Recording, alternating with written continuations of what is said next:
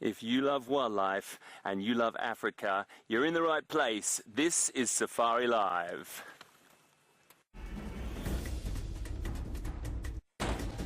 Ready.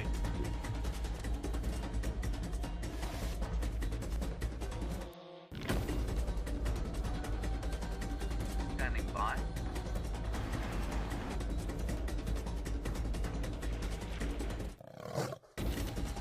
Five, four, three, two, one.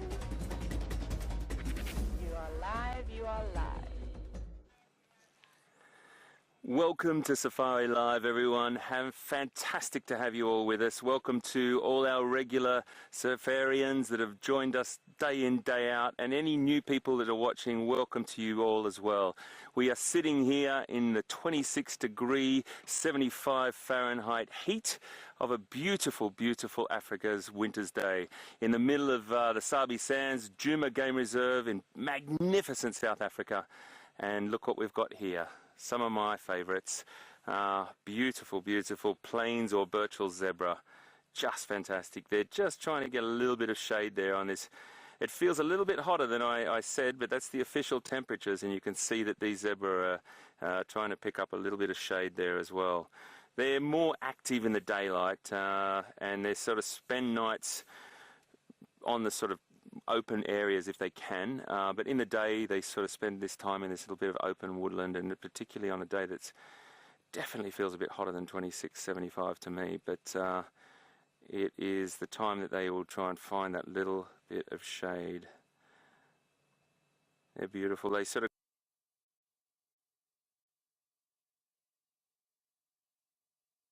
graze individually an hour or so at a time, but at night they move very little. They sort of stay in the same areas, so in the day we see them sort of grazing or resting like this, conserving their energy.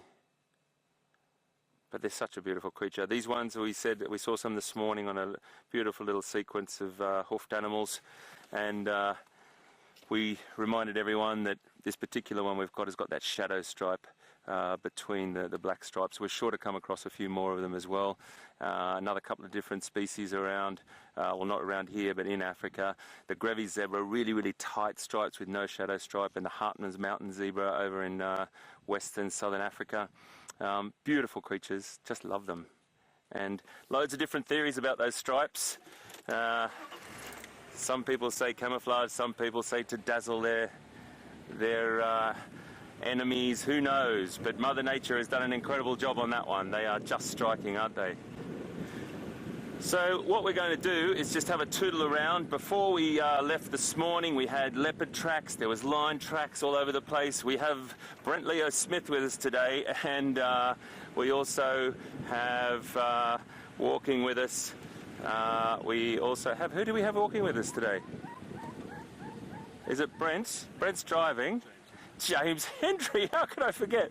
I just went completely blank. I do apologise. On the back of this wonderful vehicle I have the magical Gendre, camera operator extraordinaire, making things all look beautiful.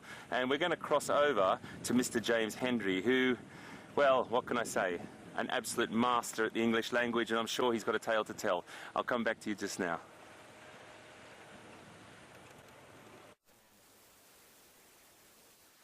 Good afternoon, everybody. It's marvellous to have you with us here. We're on foot with Brian Joubert, the inimitable, the enormous, dressed in a vast, very beautiful red socks, everyone. And I always know when we come on walk that if Brian is wearing red socks, it's going to be a good day, and indeed so it has begun. My name is James Hendry. We're as live as Hayden is. That means do talk to us. Hashtag Safari Live, questions@wildlife.tv. And the reason I'm speaking so fast is because we have a vast array of animals to show you there. An elephant, which is a little difficult to see right now. Below the elephant and to the left we have some beefaloes. And then we're going to try and show you also, there are another 2 species around here at least. I've seen some nyala, and I've also seen some wildebeest across the way, but you can't see them right now. So come with me. What we're going to do, I want you to pretend that you're on a walk with us, okay? You're going to be very quiet, so don't shout. Especially if you're a younger viewer, be quiet. We're going to sneak towards that termite mound there. Now there are two things to bear in mind here. First of all, we're in the open. The wind is blowing from behind us, pretty much onto the buffalo. The buffalo have got good eyesight. They've definitely seen us. One of them stood up, and because we haven't approached any closer, it's lain down again. They don't want us to get too close to them. What we're going to do is not behave like a predator, which would be to sneak around once they had seen us. We're going to walk relatively in the open, round to that termite mound, get a bit of elevation, and with any luck, we'll get a good view of the elephants and then the animals there. So be very, very quiet.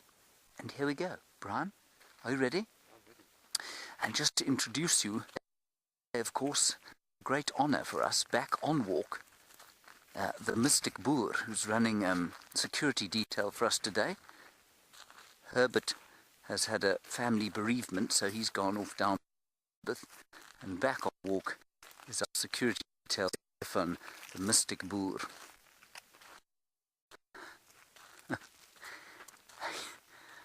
I'm just going to give you a view. Can you see the elks coming there? Now, we're not going to get close, everybody. At our closest, we'll probably be about 200 meters from them. That's about 600 feet. They're coming to have a drink.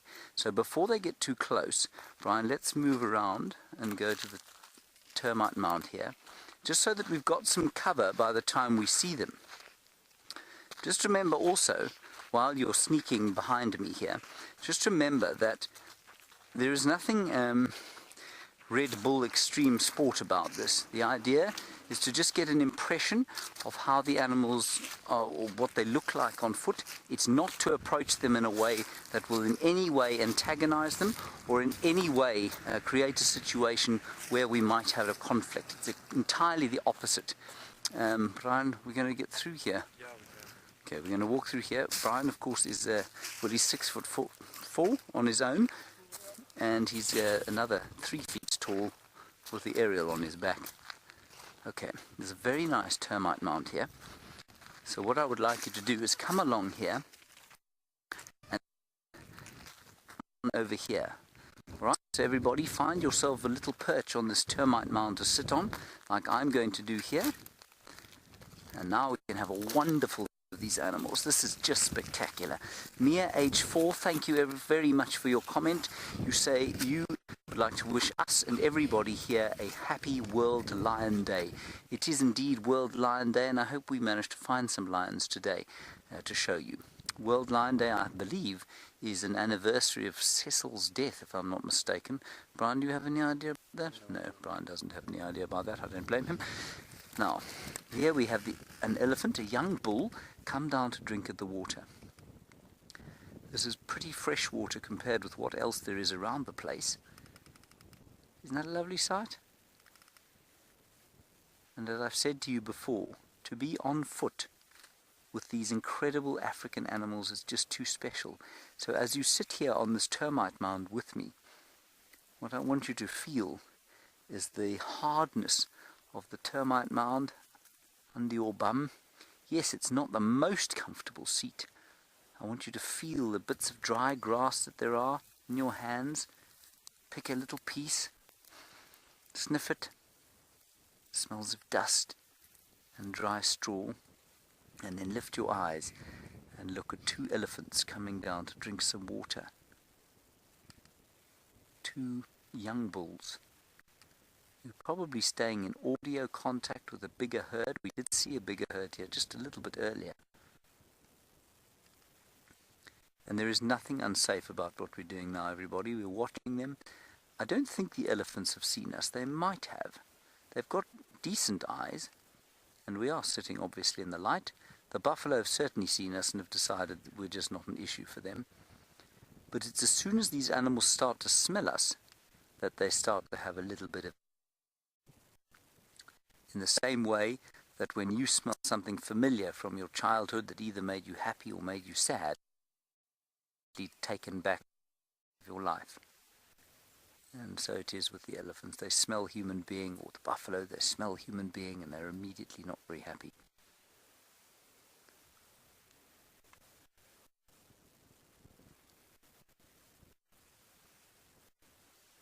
Alrighty, we're going to sit longer. Let's go across to Brent Leo Smith and find out what his plans for the afternoon are.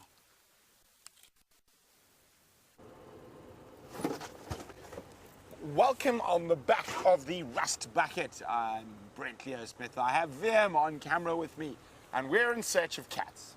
It is International World Lion Day today, so we're going to be looking for cats live in the middle of Africa. Lions in particular, although I am tracking a leopard at the moment, and I've got a sneaking suspicion this leopard is crossed out of our traverse zone. And then I'm going to go look for lions afterwards. And since it's World Lion Day, I'm going to quiz you on lions today. So first question on World Lion Day is, what is the most recently discovered and previously thought to be extinct population of lions in Africa? Where is it and what country is it in? And if you know, and what's trick, it could be in multiple countries. So if you know the answer to that, where is one of the most recent discoveries of an unknown lion population that was thought to be extinct? If you know where that is, hashtag Safari Live, or use the email address questions@wildearth.tv to send me through your answers. So we're tracking what we think is Tingana. He's come all the way right through the lodge last night, and then he's come up of where to access his last tracks go into this block to the left of us. So I just want to make sure he hasn't snuck into Buffels Hook. So we're near Sydney's waterhole. Maybe we'll have some drinking animals there as well. So last tracks we had got obliterated by the tracks of a herd of zebra. Maybe they're on their way to have a drink at the waterhole.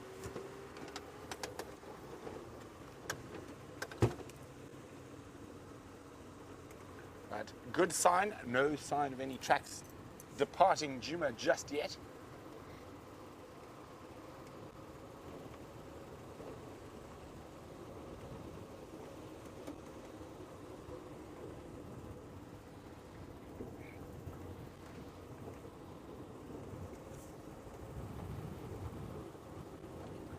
Okay, always a good spot to start getting your eyes out.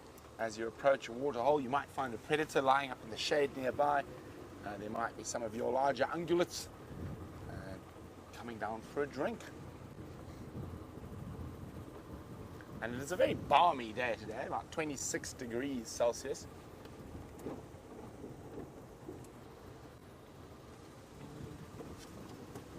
We're about to get out into the open. Do we have anything out in the open? We will find out in 5, 4, 3, 2. I've had to slow my count down. 1. No, there's just heavy machinery preparing the dam for the rainy season. So, I don't think Mr. Tingana's come this way. Let's go check back on Sandy Patch.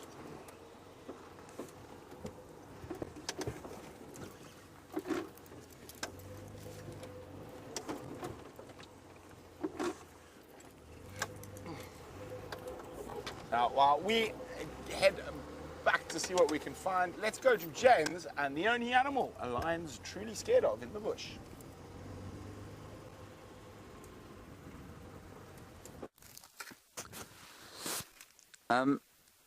I'm with the only animal that lions are scared of. I don't think he means Brian, but he might mean Brian. There is a young bull. He's sitting down at the waterhole. He's just come away from the waterhole, and he's come away from the waterhole because he can see us, and he's sort of aware of us, and because he's a young bull, he's just a little bit curious as to what we want. We're sitting here very relaxed on a termite mound. We're thoroughly happy. It's Wednesday afternoon. What a magnificent way to spend a midweek afternoon. The buffalo are still there, and there's a big herd of elephants now starting to approach gently from the right-hand side of your screen. They're not sort of... There, you can hear them shouting now. They're not viewable at the moment. They're just off behind the bushes there. I don't think they're going to come anywhere near us here. I think they're going to go up towards the water and maybe have a brief drink there. Steph's just trying to find exactly where they are. But in the meantime, this bull is thinking about coming to look at us. So, if Brian, you're on him, are you? If you watch him, watch his behavior carefully. He opens his ears every so often. He looks like he's kind of feeding, but you can see quite clearly that there's not a great deal there for him to eat. And you see how his ears are slightly opened out there? And that's him listening and looking at us. Yes, he might find something to eat there, but there's a bit of displacement behavior going on there. And then Brian, quickly in the water, there's a buffalo. Well, he stopped now. He was rolling around. I've just noticed him there. You just kind of see him there. It's the most wonderful way to just sit here and watch the world unfold around you, especially, you know, as we head towards the really heavy end of the dry season. So it is that these waterholes are going to become very, very concentrated sort of nubs of activity. And here we've got all those wonderful buffalo bulls, 2 elephant bulls. And this is a wonderful opportunity here. Thank you to whoever the zoomie is right now. You're zooming in on us, and you're going to get a picture of exactly where Brian and I are sitting in relation to where that elephant is. This is fantastic. Hello, everybody. There you can see us, and you can see Steph standing in the background. The mystic Boer doesn't realize he's on the dam cam. He does now, because he's heard me say that. He's waving now.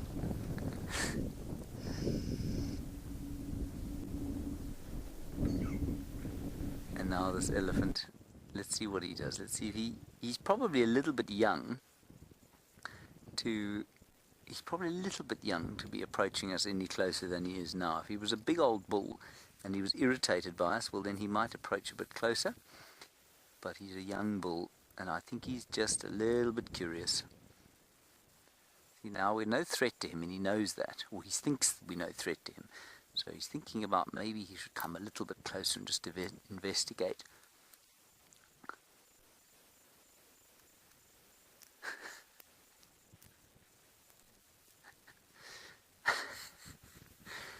Brian, did you hear that? You did. Brian and I are having a giggle now because we've had a question from somebody called Super John is Awesome. Hello, Super John is Awesome. I hope you are indeed awesome. You say, how strong is an adult elephant? Well, it's difficult to answer. I'm not really sure how to measure it. But, for example, if you looked at this tree in front of us here, there's a marula tree in front of us. A marula tree that is probably about 1.5 to 2 feet wide at the base. A big bull elephant could push that tree over easily. So that kind of gives you a measure of the strength that they have. What could they lift? You know, comparatively for their mass, they're not that strong. We know that the strongest animals in the world, comparative for their mass, are the ants, as far as I'm aware. They can carry many times their own body weight over vast distances. An elephant couldn't carry its own body weight, but because of their size, they are much stronger than just about every other, well, in fact, every other animal out here. And we're in the middle of the Olympics, of course, and there was a wonderful show they did in the BBC a little while back about animal Olympics and what animals would be good at Olympic sports. But I'll get back to that once Hayden has shown you these special little carnivores.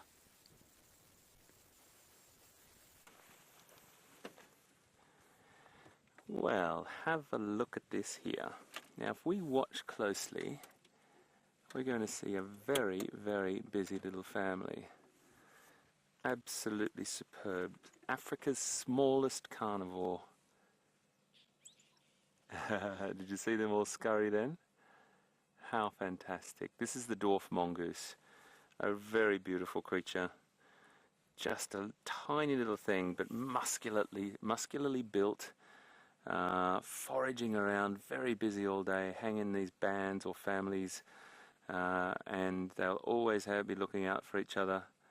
But I think there's probably, just at a guess when we came up, probably about 15 to 20 in this little band of mongoose.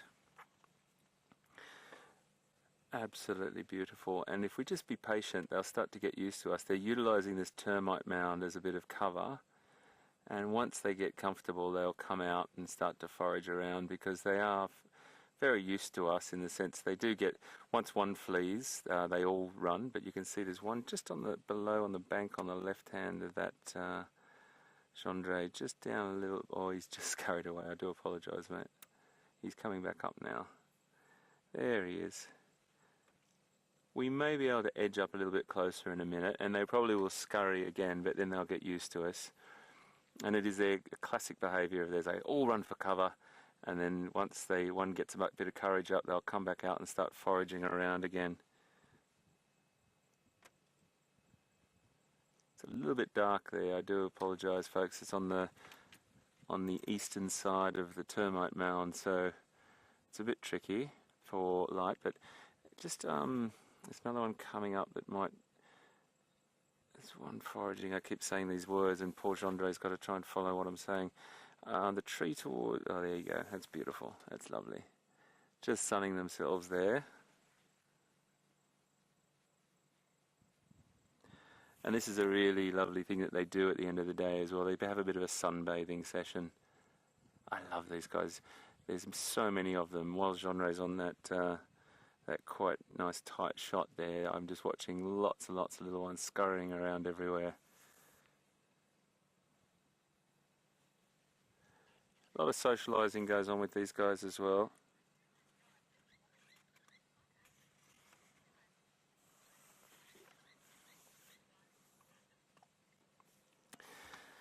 Super John is awesome has just asked me a question that Super John is awesome.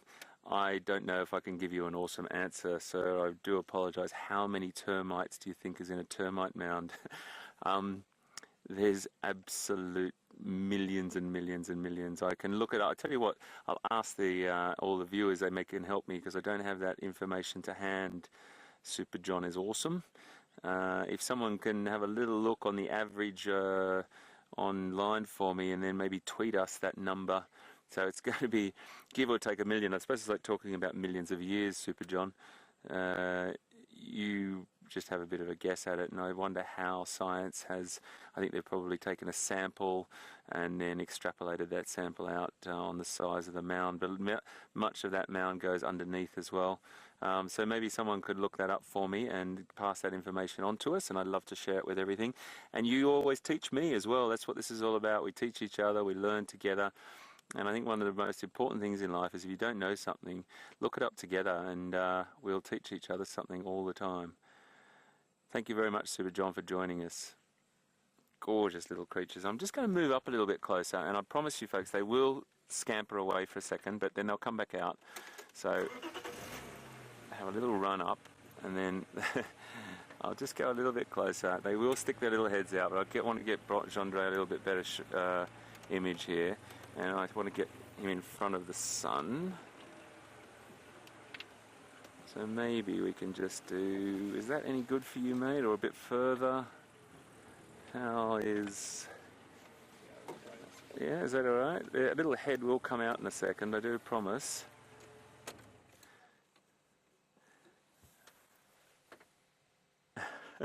The waiting game.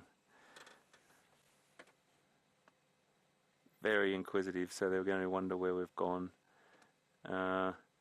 Strictly diurnal creatures, these. So they live in this, some people call it a band of mongoose, some people call it a pack of mongoose. But there's only one breeding pair, which is interesting. In the pack or the band.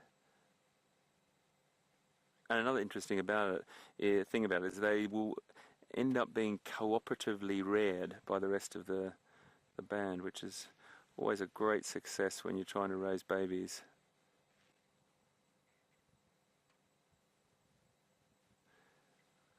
Just waiting.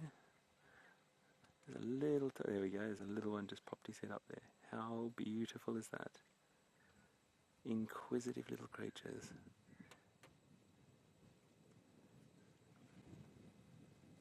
He'll pop his head up again. Here he goes. Oh, they're so cool, aren't they? It's usually the the most senior male and female that sort of will monopolise, I suppose, is a word that you could use, the breeding within the pack or the clan. Look at him, aren't they cool? Such great creatures.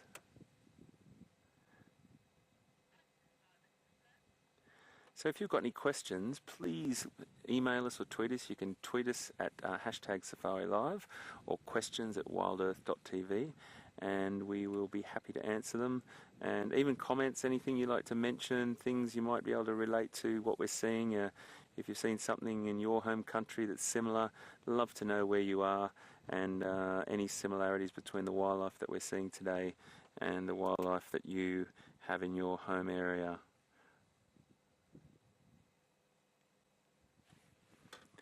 So they will forage for most of the day, and they really love things like different invertebrates, and sometimes you see them scratching. They little scratch, dig, dig, dig, dig, dig, dig, like little chickens at some points, and they scratch away, find something, eat it, move on to the next thing, and they will sometimes, not always, but they will also potentially have a few hornbills following them, which benefit from their little goings on. Another.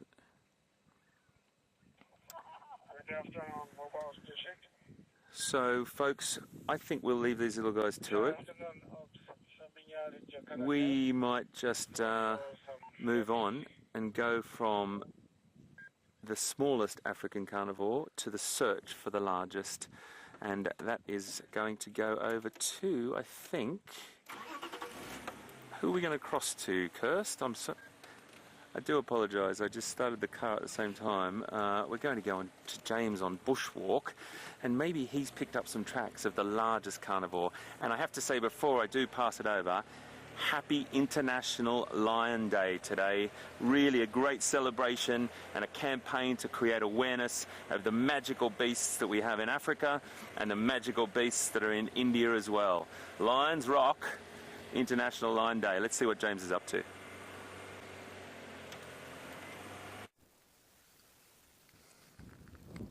We haven't really moved, everybody. That is a baby jellyfish you're looking at the moment. That is the thumb today. Brian's amazing thumb. Over, 600 separate images have been recorded by various people around the place of Brian's amazing thumb. Now, we've come back to this place. We haven't moved. Brian is sitting perched on a termite mound. He actually looks like a sort of rather tall and thin Buddha at the moment. And I came down to have a look at this tree to show you a few things about it. While we wait, that herd of elephants over there looks like it's thinking about coming this way, but it's certainly not making any great deal of effort. I can see one big cow and a youngster, but I think they're feeding quite nicely there. So we're trying to figure out if they've actually been to the water and disappeared, or if that's another herd that's coming up to have some water. In the meantime, have a look here. Obviously this was taken off by, or perhaps not so obviously, but it was taken off by elephants. It's very difficult for elephants to get at marula bark because it comes off in these sort of chips, like the one I've got in my hand. I'm going to bring this to you now. But what you can see here is scar tissue. I'm just keeping an eye on the buffalo behind me. One mustn't forget that they are there. They can see me though, and they don't seem to be particularly worried. One of them is looking. This is scar tissue that I'm pointing out here. And that's the tree healing itself. Unfortunately, normally, you know, if it's a sort of, if it's a wound that is the size that I'm drawing now, say sort of that size, then the scar tissue will be able to heal over. It won't be able to do that in this case, and what it means is that although the tree is still alive, because the marula's wood is not as hard as something like a combretum bush's wood, the marula tree has already fallen prey to various wood-boring insects, and that has given rise to what I'm going to show you now. We all know what rots wood. Well, most of us have an idea of what rots wood, and what it is generally fungus. Now, if you look at the bark here of this marula tree that I broke off, it's covered in fungus. This is a bracket fungus, I think, that will probably emerge. But here, just the beginnings of, I think, a more mature piece of the fungus, and you can actually see, I don't know if you can see, shimmering there in the light, the mycelia, the individual little mycelia of this rather impressive fungus. Now, it's this fungus that will get into the wood of the tree and eventually rot it, and that will make it very easy for an elephant to push it over, or alternatively it could easily be pushed over by a strong wind if it rots enough in the middle. So this marula tree's days are numbered at this stage, It may produce a bit more fruit. I think it's a female. Anyway, that's the story of this marula tree. I think we're probably going to start moving fairly soon. Those elephants don't seem to be coming down this way. The buffalo are looking at me. I'm just going to check where these other elephants are, and then we'll decide what we're going to do. Now, Jerry, you want to know if elephants and buffalo will fight over water. Well, they might have a bit of conflict, Jerry. But what you'll find is that the buffalo, unless they're particularly dim-witted buffalo, will not try and stand their ground against an elephant. Elephant's much, much bigger, obviously. Even a cow, a large cow, is probably at least 5 times bigger than a fully grown adult buffalo bull, so they won't hang around. They won't want to move away, but elephants will definitely chase just about all other species away from the water. I've seen them chase impala away from the water when they want to have their turn to drink. So yes, conflict, but no, they won't fight with each other. Now, let's just have one last look across the way there. Brian, can you see the impala there? There's some impala. They're thinking about coming to have a drink. Like I said to you, I saw some nyala. I saw a lone wildebeest right at the beginning of the show. And then let's just look at these buffalo. Buffalo here have got a very good sense of smell. They've got a very good sense of sight. They can hear very well as well. Now, I don't know if you can see there, but the one on the left-hand side of that group keeps looking up every time I move. That's because he's wondering what my intentions are, but because I'm standing out here in the open, he's not particularly freaked out by the whole thing. Were we to approach them straight across the clearings, eventually they'd stand up. They'd then most likely walk away from us. But I remember that Steph and Brian and I had an incredible experience once where we basically were doing what we're doing now, and suddenly the buffalo got irritated and they formed this kind of phalanx where they got very entertained with themselves. I'm just waving at some guests, and they got very not entertained with themselves, they got very they G'd each other up. They were like sort of men in a change room, if you like, just before a football match. And then they stood up in this phalanx of 6 of them together, and they came walking out towards us. And we had to make a fairly swift extraction. These guys don't look like they're going to do that now. I'm just going to test the wind. Can you see my ash bag, Brian? And now you can see that it's blowing straight into my face. So the buffalo can't smell us at the moment. But those elephants I don't think are going to come any closer, so we'll probably move off now. In the meantime, let's head across to Hayden and get an update from him.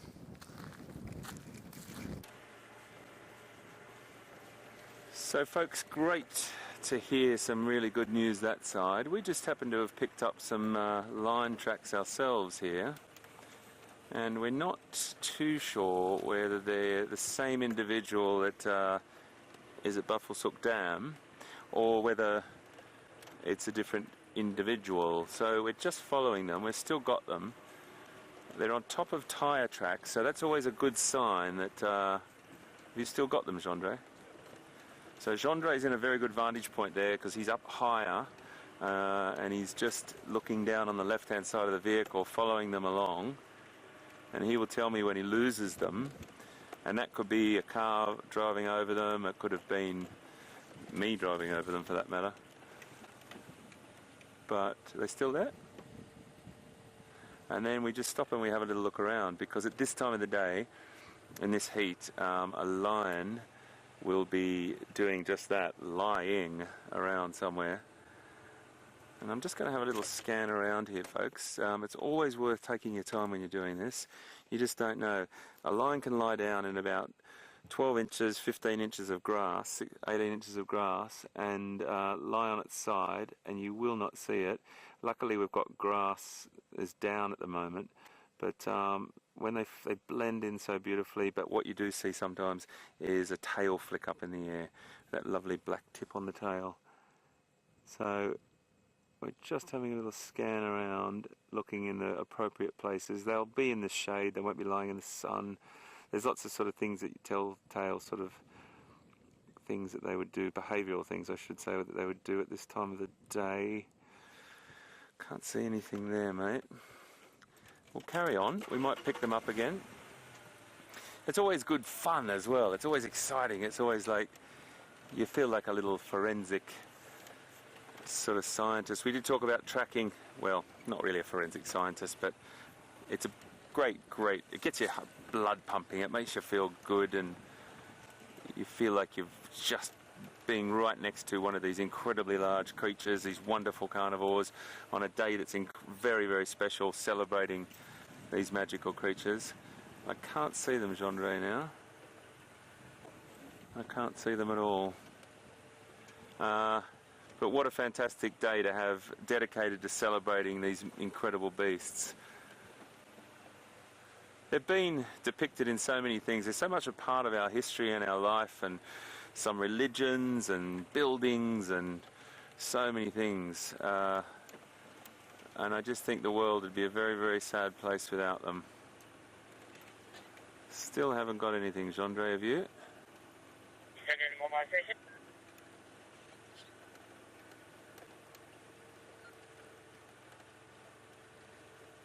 Good afternoon, from Bengala, still at Devil Sultan.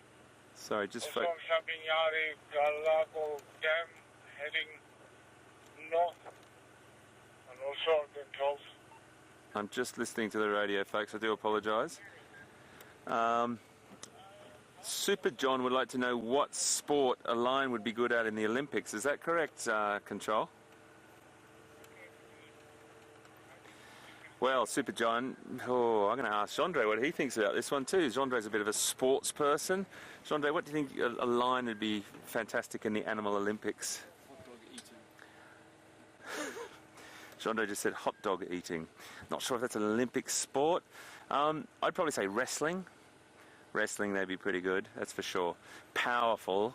They'd definitely be able to, might be weightlifters, but they're certainly the king of beasts. They are. We watched some the other night trying to take down a buffalo, and their athleticism, even though they're the biggest cat, their athleticism is still incredible at an adult age.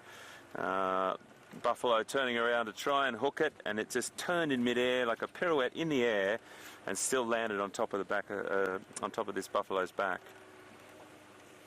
I've lost these, Gendre, have you? Yeah. I think we're still going to have a little look, folks. I'm going to just turn around down here and go back and see if we can find where they left off, because they were really, really strong tracks. We'll try and show you one as well, I think is quite important.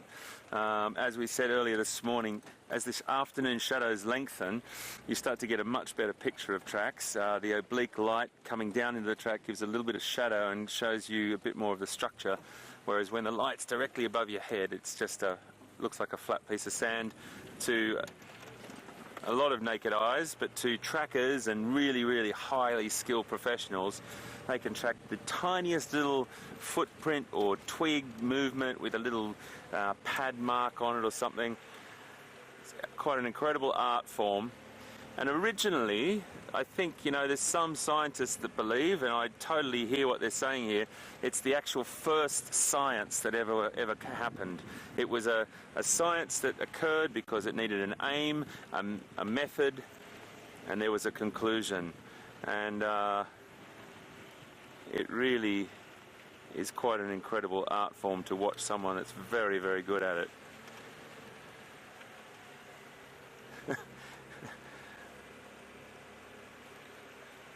Okay, I'm just going to scoot up here where we picked up the last ones, but they look quite beautiful in the sand.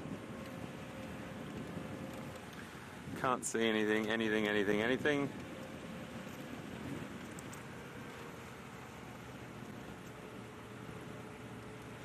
Oh, that's a really lovely thing to hear, Jennifer. Thank you so much for the comment.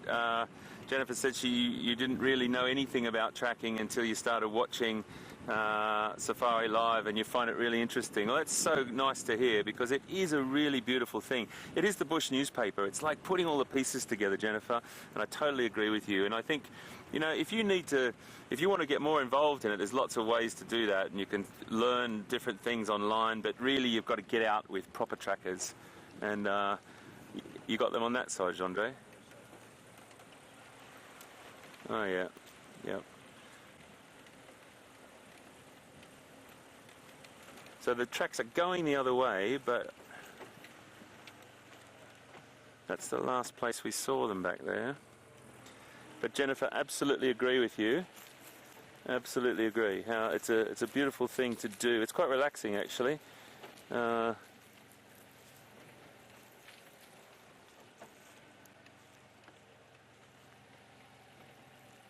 sorry I've got my head outside this door looking, folks, but there's no other way to do it.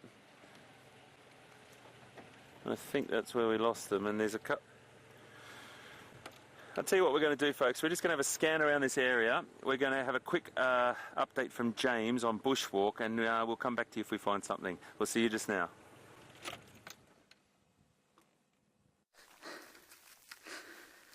Well, after you know that rather fantastic sighting of elephants and buffalo, what better way to recline than on a termite mound in the shade of a tree whose name is so wonderful to say, Gymnosporia buxifolia. Can you say that, Brian? Gymnosporia buxifolia. Did you hear that, everybody? I bet you didn't. Brian said it beautifully, Gymnosporia buxifolia. And this tree I've never stopped at before. And I thought we'd stop today because it is such a fine example of it, and it's such a fine example of it because it's been left alone. It's been left alone because it's on a rather awkward slope here. But isn't it fantastic? I think it's just wonderful. I can't believe I've never sat here before. Anyway, there are two species of tree here. It's the common spike thorn, that's the tree we're looking at here. And then this other thing which I'll pick for you. I attempt not to be attacked by, and that's a funny little bush called a woolly caper bush, and it grows into a sort of strangling creeper about sort of 2 or 3 inches in diameter. It hangs from trees, and it's a bit like a sort of Tarzan vine that you might want to swing from. But it starts off on these little termite mounds, and it grows into the bigger trees like this. Gymnosporias are very much filled with tannin, which means that they're excellent if you have a stomach complaint, and any kind of stomach complaint, because the tannin paralyzes the gut to some extent. So if you are, well, you're of loose bowel perhaps, then you eat some of these things and that looseness will hopefully go away. Right, let's go across to Brent, who's got something very appropriate for the day to show you.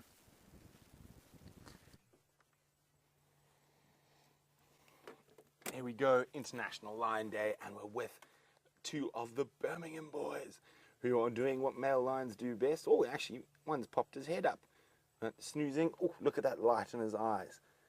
Oh, and then the eyes are going to close.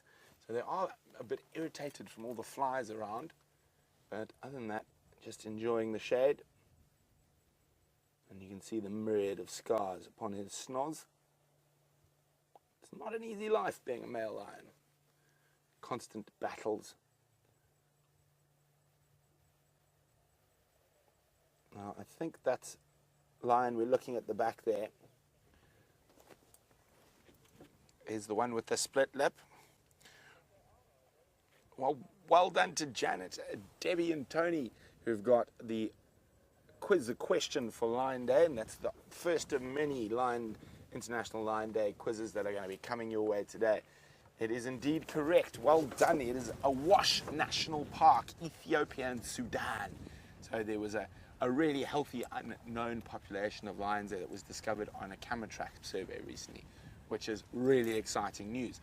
And there's been some really strange lions popping up over the years. One of the other more recent, very strange one was a male lion popped up in the middle of the rainforest in Gabon. He must have come through from northern Congo.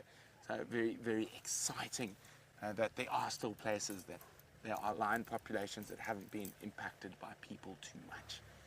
Now, of course, oh, here we go. It looks like he's having a lick now.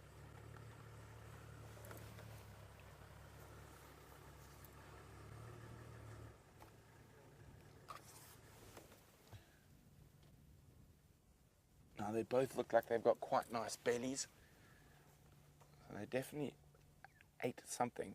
And I know Vim and HT had lion tracks on the Sunrise Safari, but I'm not sure whether it was from these guys. So there is possibly another lion somewhere on Djuma. The Nkuhumas are unfortunately to the north. Oh, getting irritated with the flies again.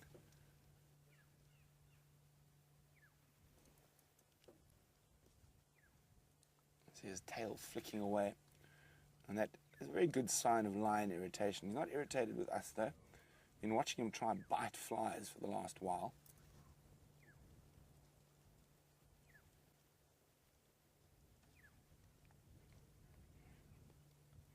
And remember, if you want to know anything about the Birmingham boys, or lions in general, since it is International Lion Day, pop me a question on questions@wildearth.tv or use the hashtag SafariLive on Twitter. Oh, back to sleep. Yeah, a good roll over. About the most active lions are going to be at this time of the day, unless something happens to stumble upon them.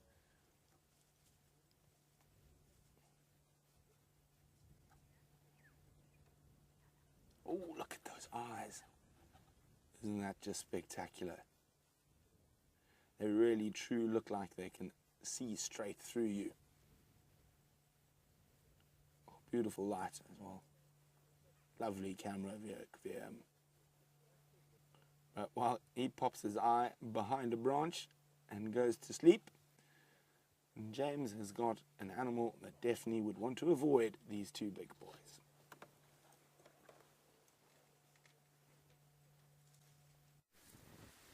Sleeping lions, everybody, living, breathing and feeding Nyala, 2 young bulls and a couple of cows. Now what I'm going to try and do is move closer to them and see how close they'll let me go. The mystic Boer said to me, see how close they'll let you forage with them like Nyalas. They didn't react to us at all. We've been sort of within, I don't know, 30 meters of them, 90 feet. They are moving away from us now. But I also want to show you what they've been eating.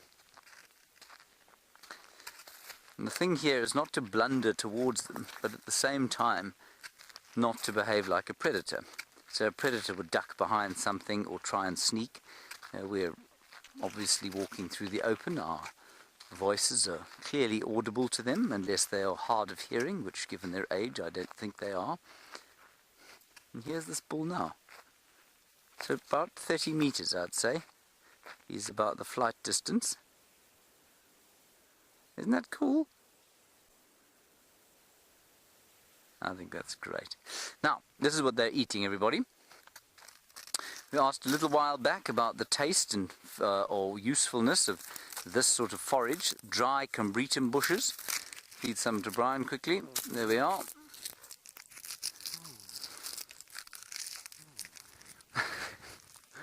Now, I wish you could have seen the facial expression there. I didn't think that there was any nutrition in these things at all until I've read very recently that it's actually excellent forage like this.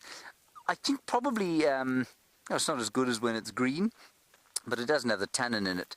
And so that probably means that if you've got a good vegetation digesting system, this is probably quite good. And this is a red bush willow. No, it's not. I think it's a variable bush willow, Combretum calinum. And yeah, it doesn't, it's not unpleasant to the taste.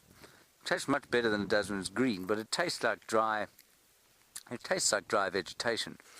Nothing like Ziziphus, for example, which is quite nice to eat.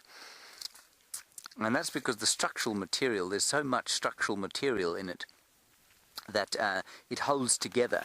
And it's one of the reasons that we as human beings, of course, are unable to eat vegetation only to survive. Yes, of course, we can eat as vegetarians. We can eat things like vegetables and fruits, but plain leaves we would not survive eating because of the cellulose and the lignin and the structural material that they have. I think Hayden's got something interesting to show you. I'm not sure what it is. I'm no doubt it'll be entertaining. We're going to continue heading off to the south.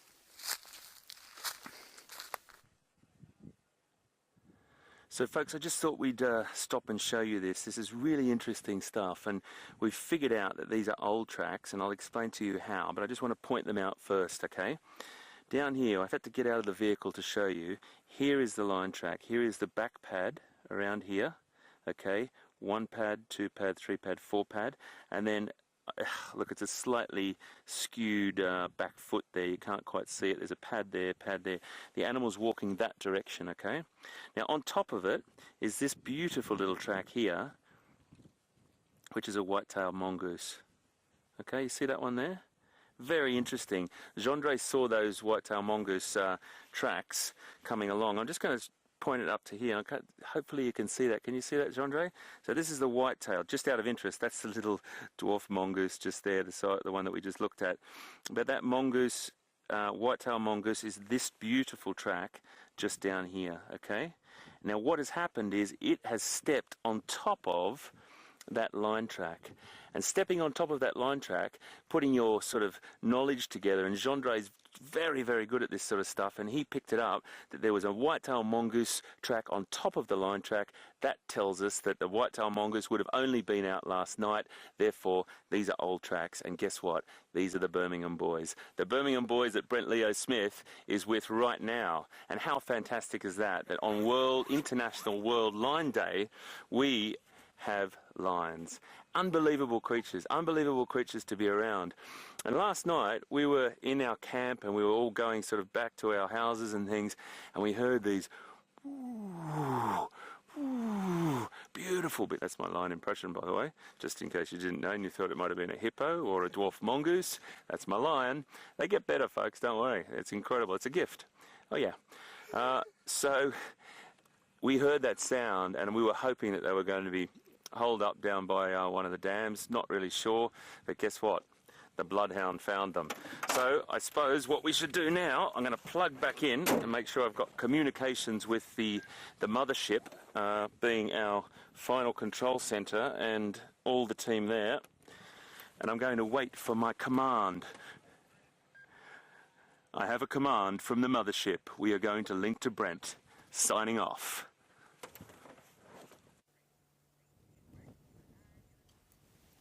So here we are with some very lazy, fat Birmingham boys. You can see he's got that fat tummy. He's obviously fed very well in the last couple of days. And as we're saying, it's World Lion Day. And lions are actually one of the animals that is under threat. Now, there are less than 20,000 left in the wild, and that has dropped incredibly in the last 50 years, and they were probably close on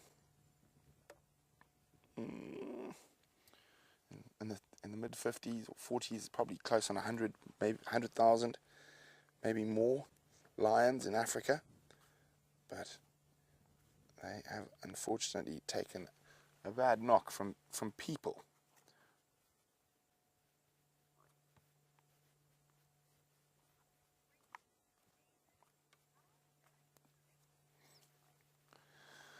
Now, it's one of those very difficult things, and David's wondering how are the Birminghams related to each other. They could be brothers or half-brothers, but male coalitions don't necessarily have to be related males.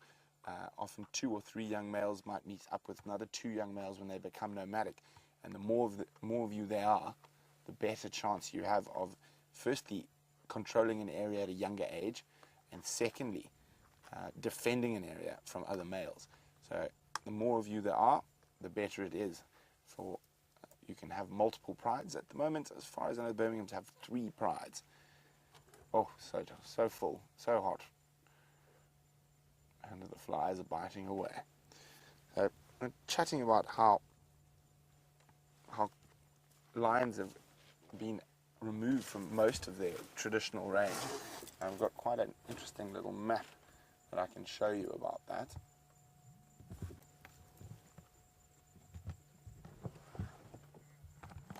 Here we go.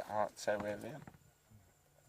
There we go. So the blue is where lions currently are, and the red is their former distribution, their historic distribution. So the only place that didn't naturally occur is in the deep Congo rainforests and in the driest part of the Sahara Desert. And I mean, and on into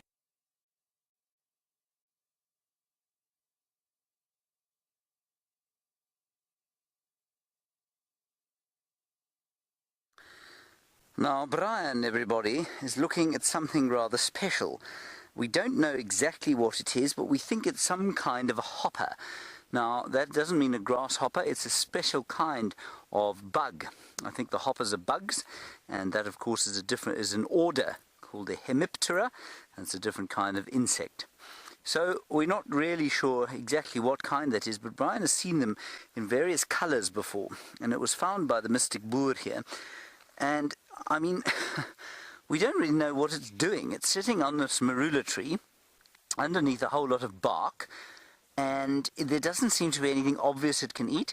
Brian's cultivated various plants during his long life, and he reckons that he's found a number of different coloured ones. What did you say, black and red? Yeah, black and red. Black and red ones with that funny sort of spiky, fluffy tail out the back. Now, you can't see from that how big it is.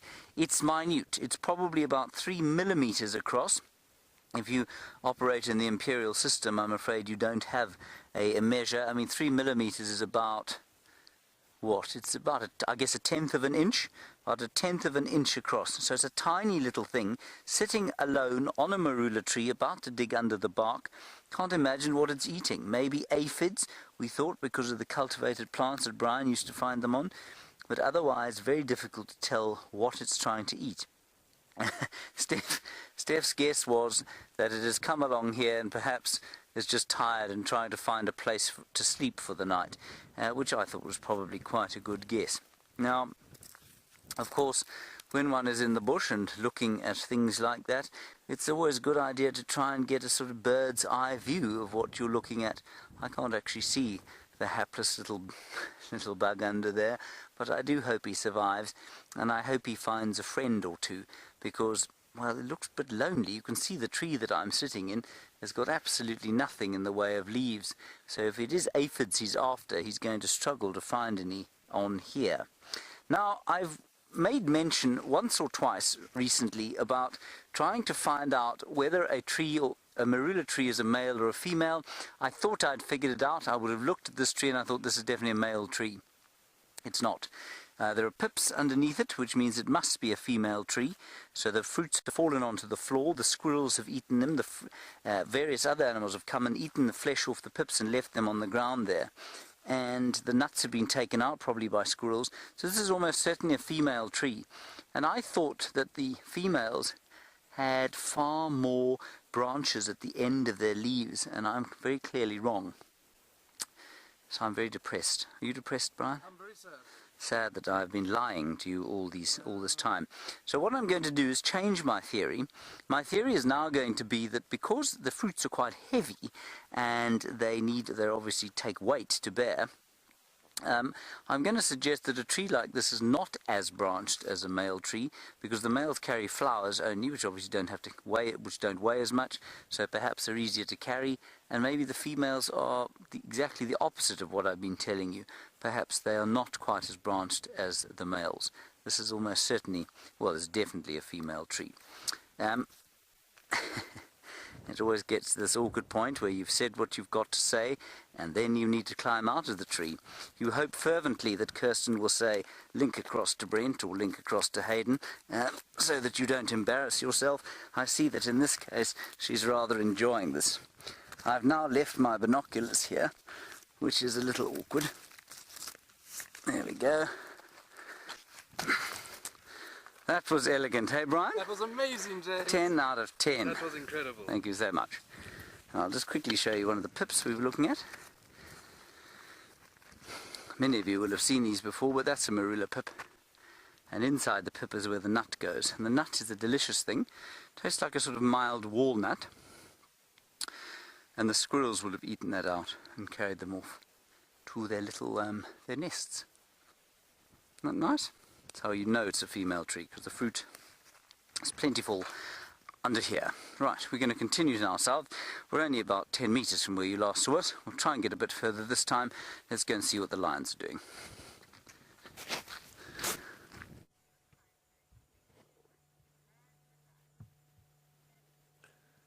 As you can see, the lions have not moved a muscle.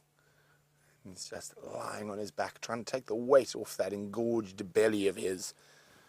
So I'm sorry about the disappearance. We're not quite sure what happened. We did get to have a look at the map.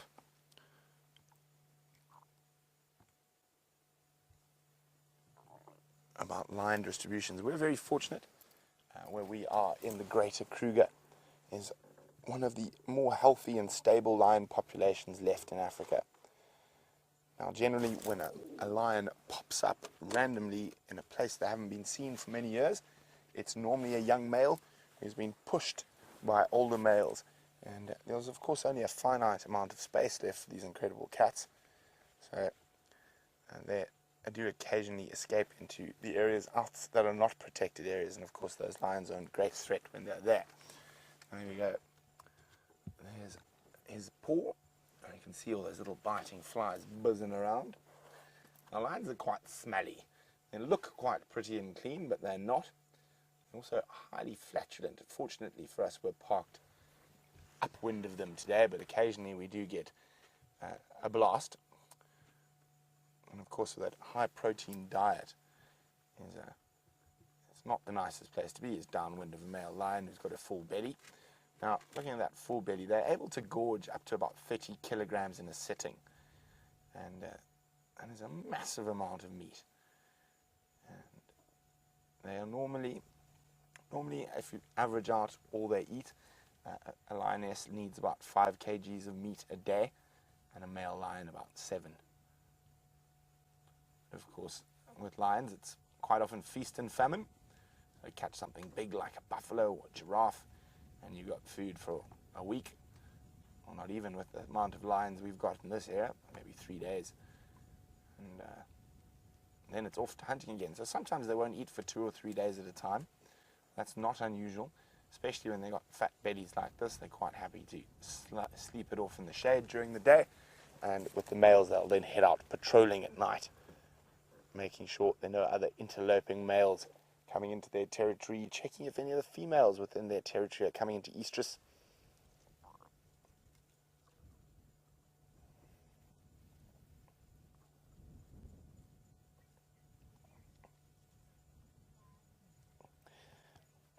Hi Sherry.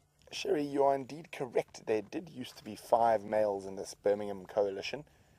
Unfortunately, there are now 4. One of the males got injured. It looked like he got a horn to the lungs while hunting buffalo.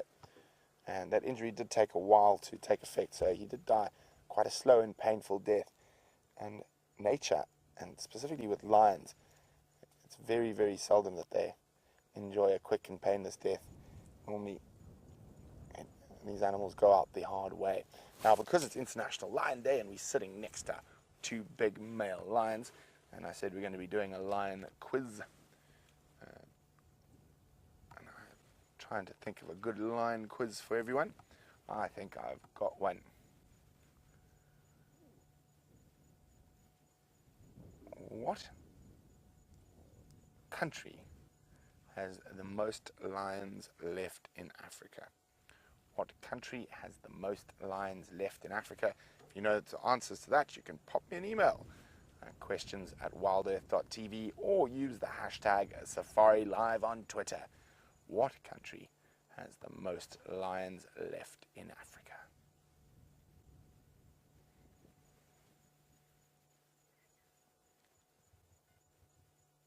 Now what I am hoping, because it is winter and it's a little bit chilly, that they might start roaring a bit early tonight. Well, hello Kimberly in sunny Florida, like sunny South Africa. Kimberly's wondering what tree are the lions lying under. And I'm just having a quick look. Kimberly, it's a little, there's a couple of different species, but the main species in this is russet bush willow. And there's also a red bush willow and a Dicrostachys sickle bush. But the main shade that is being provided is by the bush willow family.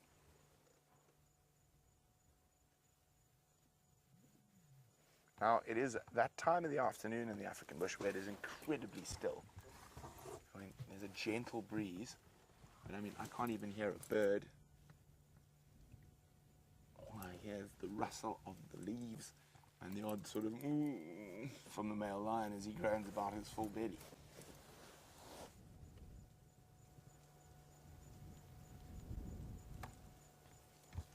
while we sit here and wait to see what these lions get up to, hopefully they do get up to something, or hopefully some creature stumbles down towards the waterhole and gets spotted by them.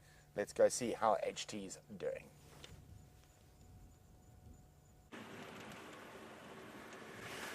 That is so exciting that we've got lions on International Lion Day, folks. I'm really, really chuffed. I'm so happy that we've done it, and Brent has got those beautiful, beautiful creatures, and they will do something at some point. At this time of the day, it's absolutely characteristic. They'll be really quiet. It's quite hot still. It's as I said, a 26 degrees, 75 Fahrenheit day.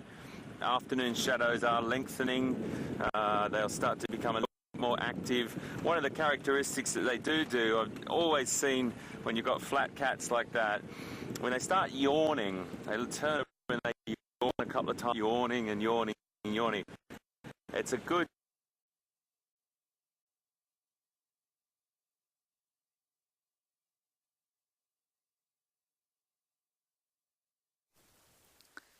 Now, we found some termites in here, everybody. Obviously, as they came live, they heard Kirsten's voice saying, 3, 2, 1, you're live, and they went, and they disappeared in here.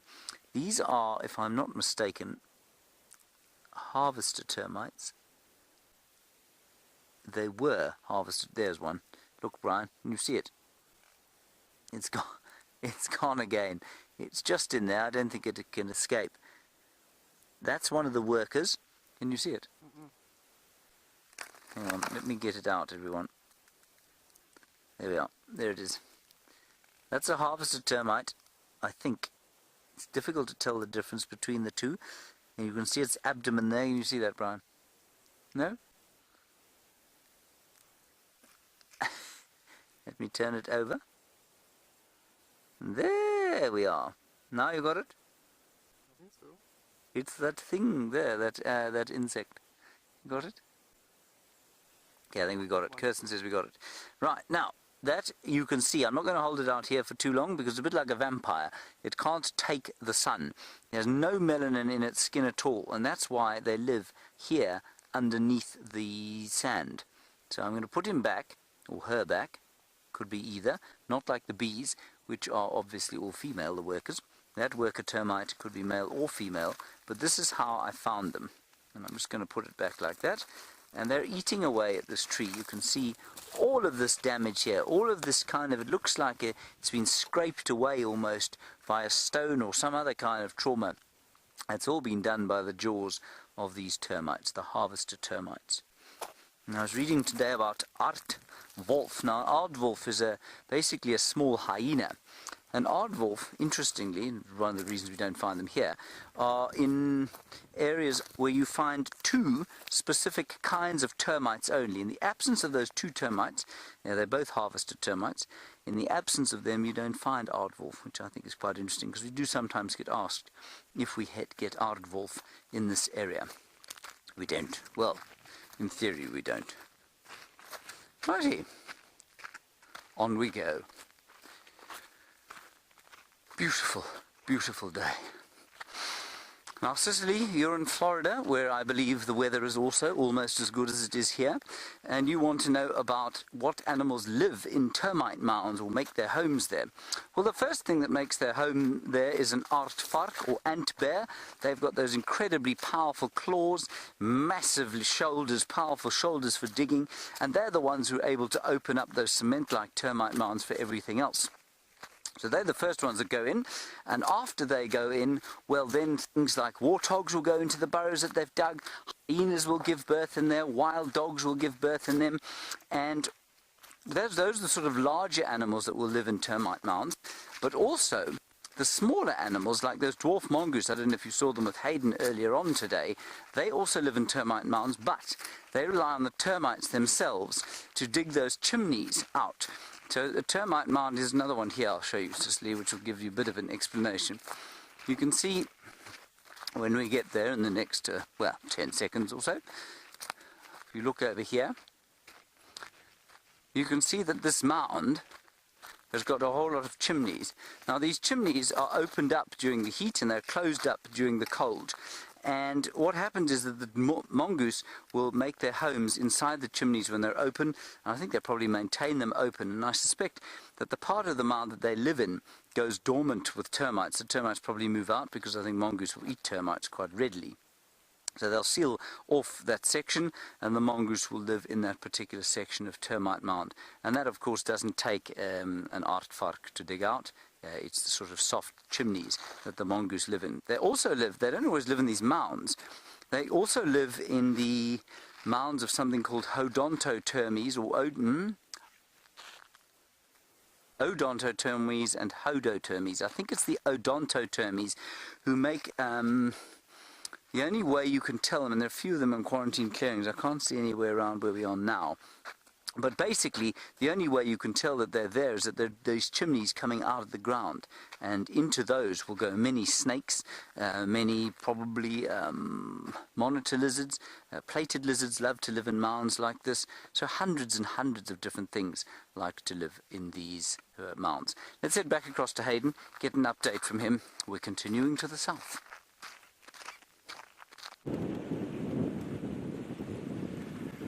Well, folks, we've just done a big sort of circle around the west of the property, northwest of the property, and just to have a look at those from those tracks on, just to double check. We're pretty guaranteed that they're the ones that those tracks are from the Birmingham males, that Birmingham boys that Brent is with now. And we're just coming down ourselves to a water point here, just to see. There may be some buffalo here, there may be some ellies here. But it's just a beautiful afternoon. It's cooling down a little bit now as well, so the many animals will be benefiting from that. Particularly the cats will be starting to benefit. It was quite hot before, but absolutely, well, not freezing this morning. To a lot of people in North America, in places that do get serious winters, you're probably laughing at us. Probably laughing at us now, and. When I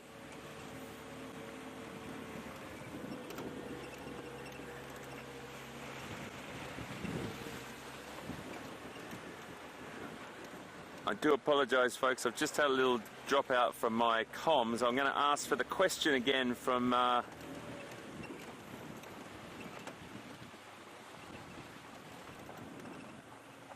Thank you very much, Control. Sammy, age 15 from Texas. How you doing, Sammy? Great to meet you and great to have you on board. And your question is, what made me decide to work with animals? Well, it's a funny little story. I'll make it pretty quick for you. But when I was about 5 years old, my dad bought me 4 little baby chickens. And we had quite a nice little place in Australia at the time. And we had enough space to have chickens, and ever since I had those chickens, the caring of animals and being around animals was always a very, very special thing to me. And then as I developed and started to get older and understand that there was a big world out there, I realised that there was all these other creatures all on the other sides of the world that I wanted to go and explore. And then I think I did a trip to Taronga Zoo, weirdly enough, where I'm working now, many, many moons later, and that was the trigger for me to understand that my heart was in Africa. When wildlife was just so incredible for me, and really just did really, excuse me, just turning that down, just really gave me a huge buzz seeing rhinoceros, seeing chimpanzees, giraffes, elephants. So I wanted to go and work with animals, and I think, Sammy, if I can give you any advice or any sort of stimulation to follow, if you're interested in it, you've got to follow your dream. You really do. And it's not always easy, and it's definitely not always financially viable, because you do a lot of travel and you take a lot of chances, and sometimes you've got work or you might not, and you might be doing science across the other side of the world or whatever it may be. But if it makes your heart sing and you love what you do, it doesn't feel like a job. It feels like you're just doing such a great thing. You're loving it. So what we're going to do now is just head down to this water point, and we'll come back to you if we see anything. But let's get back to Brent with those lions, because it's International Lion Day, and really looking forward to hearing what's going on there. We'll see you just now.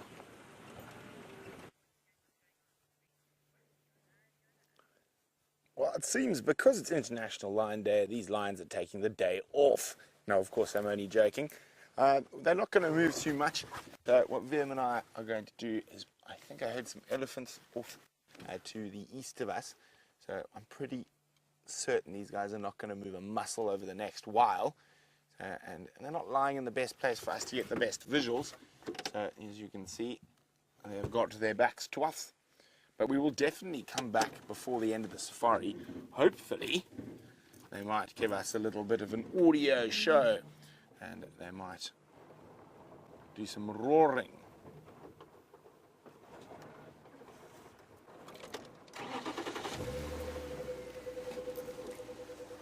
Okay. Well done to Windy, Dispatch, and Andy. It's one of those quiz questions that might create a bit of controversy. And the country thought to have the largest lion population at the moment is indeed Tanzania. Probably after Tanzania, it would be Botswana and Zambia that also have very high populations. So if you said Botswana or Zambia, you weren't too far off, but according to last figures, Tanzania has the largest population of lions. So International Lion Day, and of course one of the species that is under threat from loss of habitat at the moment, and great that we're making everyone aware of it, and hopefully we can leave wild lions to be wild. So I'm hoping that those elephants I heard are just over here somewhere. But if not, I'm sure we'll find lots of other interesting things to look at. Leaving those two on Unangara, Flat Cats, northern side, Buffelshoek down. I'm going to leave the area for a bit. I'll come back a bit later.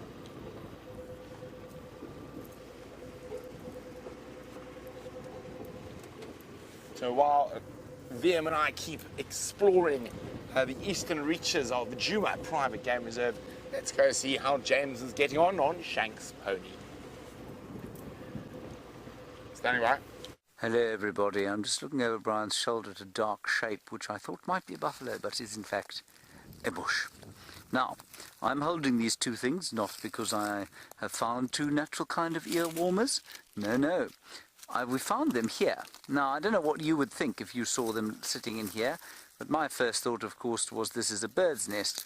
I was put right by Mr.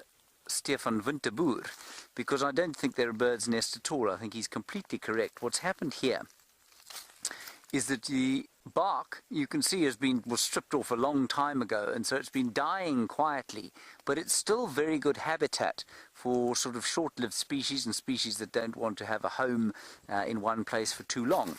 And I suspect that this is indeed a squirrel's nest that fell out from underneath this bark. So as the bark fell off, which it's going to do naturally, I think that this squirrel's nest was dislodged and fell to the ground. I don't see any little squirrels that have, come to or returned to the dust, so they were probably all sort of left home by the time this thing fell out of the bark. I think that's quite interesting. Don't you, Brian? No, I do. Yeah, it's fascinating. Now, also, in the mornings, you know that when we drive out here, you get the dawn chorus, and the dawn chorus is born of, one of the drummer during the dawn chorus is the bearded woodpecker. And the bearded woodpecker will love a tree like this. Not so much in this area here. I'm just going to knock on here. I'll try and let you hear it. Put my head to it. Nice sound. Now, it's a bit solid for a bearded woodpecker to be marking on, but if you look up towards the top there, can you see where the cracks are starting to open up a bit? Now that means that the inside of the tree is starting to get slightly hollow, and it's that hollowness that allows the bearded woodpecker to make a loud tapping sound. Da, da, da, da, da, da, da, da, da, da, da, da.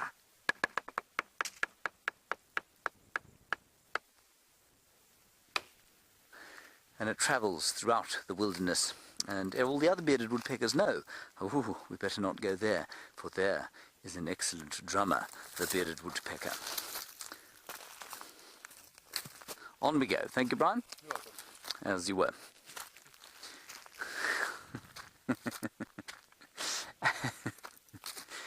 was hoping also to see if we couldn't maybe find some delightful smelling knobthorn flowers, but that has not occurred because they're just a little bit too high for me to get to.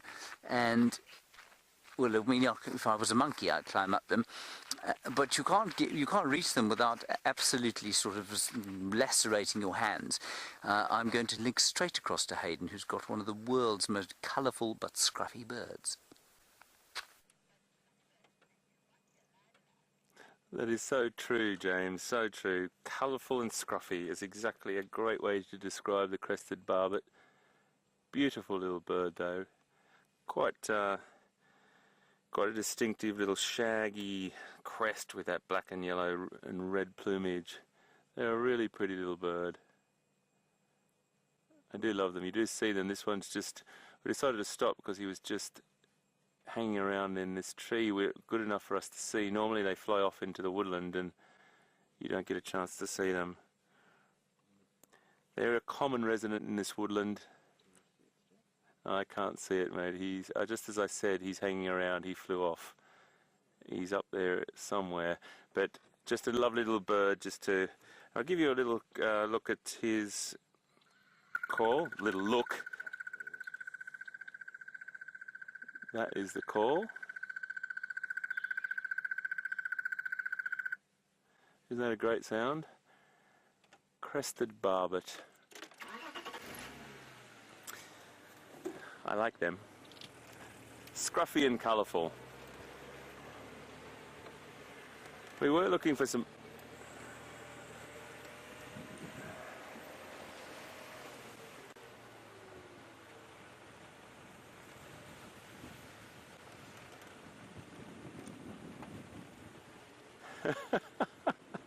I just got a question. I'm just going to double check that I've got this right. Please repeat that, please, Kirst.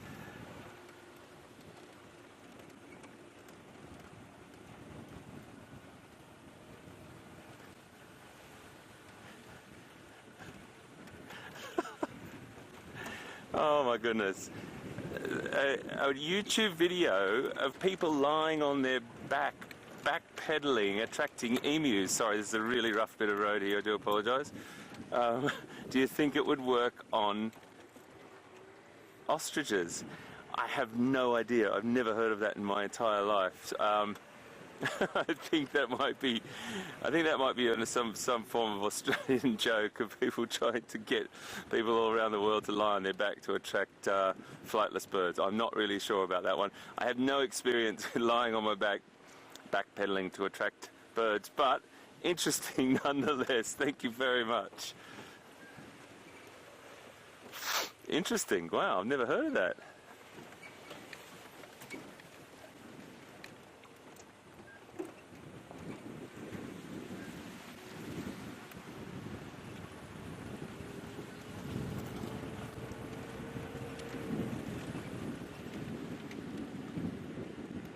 Okay, we've got a lovely... Oh, here's a nice Ellie. We've got a lovely Ellie. Hello there, my friend. Let's just get Gendre into a nice spot. That's not a very nice spot, is it? Is it alright? Back a bit, or are you happy? That's okay. Beautiful. Yeah, quiet and gentle. So sweet just to see, just feeding perfectly calmly. And you know what the interesting thing is, folks, I really want you to note as well, is we come around those corners and we're always gentle how we drive. You don't even see the animal change its behaviour in any way, shape or form. Obviously if it's startled it will, but they're so used to the vehicle and so used to us. We build a relationship with these animals, and many of these animals know us. Elephants being around here for so long, or their longevity, 60, 65 years, or if the conditions are right, 60 years, plus or minus. Many of these animals have probably known about vehicles, not just particularly our vehicles, but vehicles in general. And have lived in this area or traversed this area for such a long time, they're conditioned. They know we're not a threat. They know we're not going to harm them. So as long as we respect that distance and don't get in between the mother and the calf, or upset the herd, you're perfectly okay. You've just got to use your intuition on reading the behavior, and absolutely happy days browsing away there.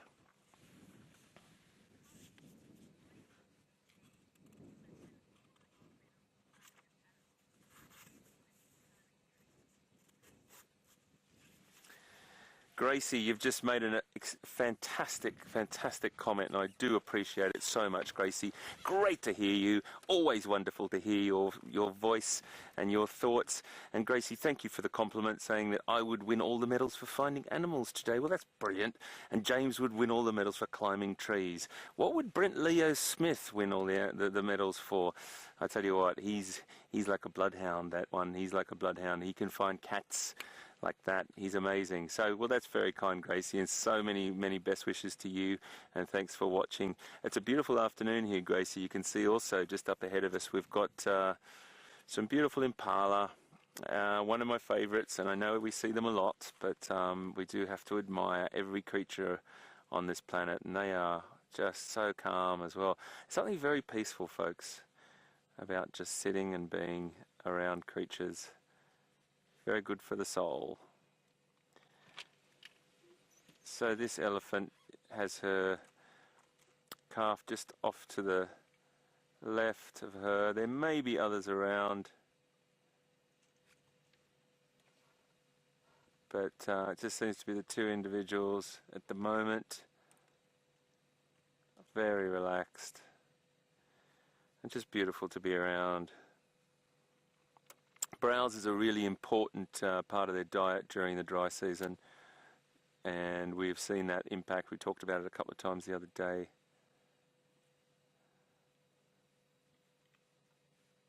There's not a lot of foliage on the ground, not a lot of grass, or the smaller shrubs have either been eaten already, so browsing up on the tree lines is quite important to them. So you've got to remember that an adult her size would be consuming over 300 pounds of vegetation a day. That's a pretty incredible sum that they would have to consume. So it's a constant task. That's about 150 plus kilos, or 150 kilo-ish. Hello, darling. It's all right. It's okay, my girl. It's okay. Did you just see us? Did you just notice us? It's okay, my girl. There is a few individuals up beyond her as well, I'm just noticing, and there's a couple to our left. So this is the time when Gendre stays on picture, and I just have a little glance around to establish, because sometimes you can drive into a situation like this and elephants move silently if they're not brushing up against vegetation, and before you know it you can have elephants all around, and that's absolutely fine, but one has to just also be aware if there's a bull in must, if he's in potentially a more stimulated state. There's another one just over there, and for the biggest land mammal, as Gendre's trying to get a visual for you there, just because it's so thickly covered.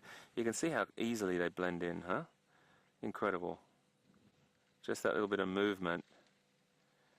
And she was actually turning to alert because of that individual more so than us. She's seen us long ago, and she's heard us as well.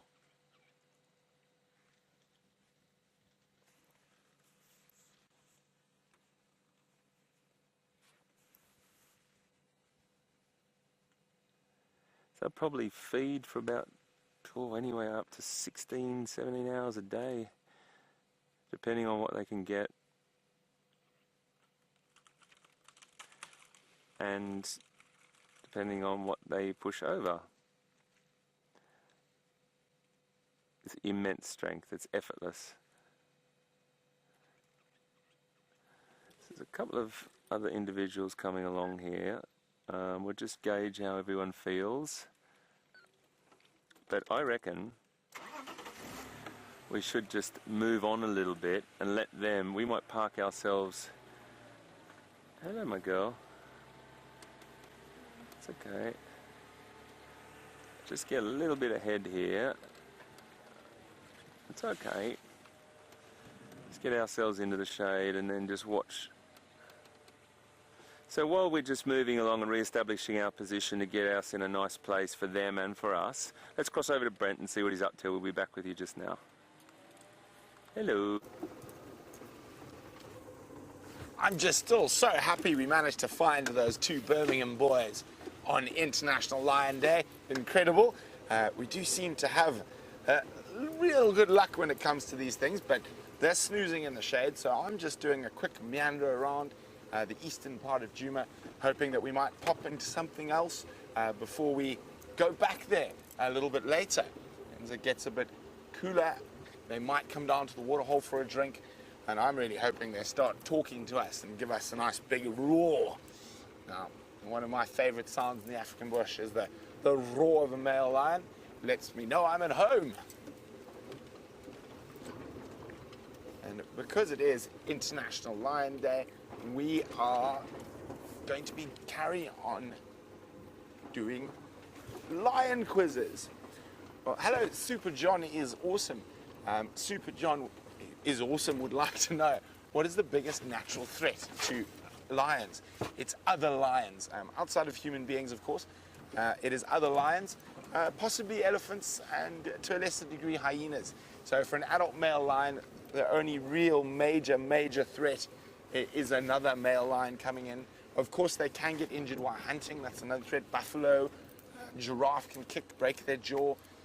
But generally, in terms of pure sort of attacking of the lion, it's going to be another male lion. And also, male lions attribute to 70% of the lion cub mortalities. So when a new coalition of males comes into an area, they kill all the current cubs or even sub-adults that are there. Now, the reason for this is that it immediately forces the females to come into an estrus, but lions have this incredible evolutionary process that have brought them to be this apex predator. So, for example, when a new group of males comes in, kill the cubs, start mating with the females actually come into a false estrus first. So that means they won't have cubs after that first set of copulation. And what do you see there, VM? Baboon tracks. So they won't come in, they won't have babies from that first copulation. And what they do is making sure that those male lions aren't going to be chased away by other male lions. So only on their second estrus cycle will they mate and produce cubs normally. And that's what we've got at the moment. We're very lucky. We've got 8 cubs with the Nkumas and 8 cubs with the Styx Pride. But while we continue on our search for creatures both great and small, James is with a horse that looks like it's wearing its pajamas. The pajamaed horse, I'm afraid, has disappeared, everyone. It wasn't a great view. I can see it here, Brian, but it's not a great view. I wanted to show you something else, though. Let's have a look. You can just see the zebra there. You see it there? You can just see a couple of stripes in the middle of the bush there. Hooray, you can see it. Joy and rapture unforeseen. Now, what I was also hoping to find was some kind of insect living in this bush that I'm looking at now. A slender ant, perhaps, living inside one of the thorns. I see that the universe is spitting on me slightly at the moment. There are no thorns here with slender ants. What they do is they sting. They sting the thorns and then they go and live inside. And you can often find them. And I don't know why I find it so joyful to find a slender ant inside a thorn. No, then they get very swollen and none of these are swollen enough. Negative. Alright, come over here, everybody. We'll walk gently down this way And remember, we spoke about the marula tree at the beginning of the walk, not drive, we're on foot, aren't we, Brian? We are indeed. And I said that these marula trees, although they're not killed by the elephants when they take off this much bark, this is what happens. So you can see inside here, lots and lots of termite activity. There's a lot of heat coming out of this tree, that's interesting. Lots of termites. Much of this heartwood has been rotted away. And the wood here that is not rotten, down over here, you can see these sort of splinters of good wood. They were unable to maintain the integrity of the trunk. And all of this stuff over here has rotted away. It's amazing. It's interesting. Nina, you're in Spain. Lovely to have you from Spain. Thank you very much for getting hold of us. You say, do the trees leave any essential oils on the elephants that might help to sort of repel insects and ectoparasites? I don't know for sure. I don't think there are many trees out here that are particularly oily or that are particularly aromatic and give out essential oils. But what I will say to you, Nina, is that I think you'll find elephants will probably eat plants that will create some kind of exudate or secretion from the skin that will help them to get rid of parasites and ticks and things like that. So yeah, I think that's quite possible. But trees like this are not oily. There is oil. You can find marula oil in the pips, but I mean you've got to crush thousands of them to get a small jar. I'm just trying to think of any other oily plants. There aren't many, you know, so I don't think that happens, no. I'm going to continue down through here. We heard that zebra alarm calling. And so while we do that, let's go back. We're going to turn around and go back up that way, sort of towards the Lwamati drainage line. In the meantime, Hayden is still with his very large elephant.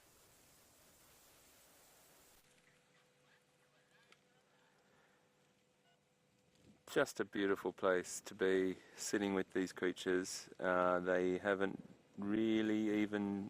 Well, they notice us, of course, but they're just completely relaxed. This little one getting a little bit closer.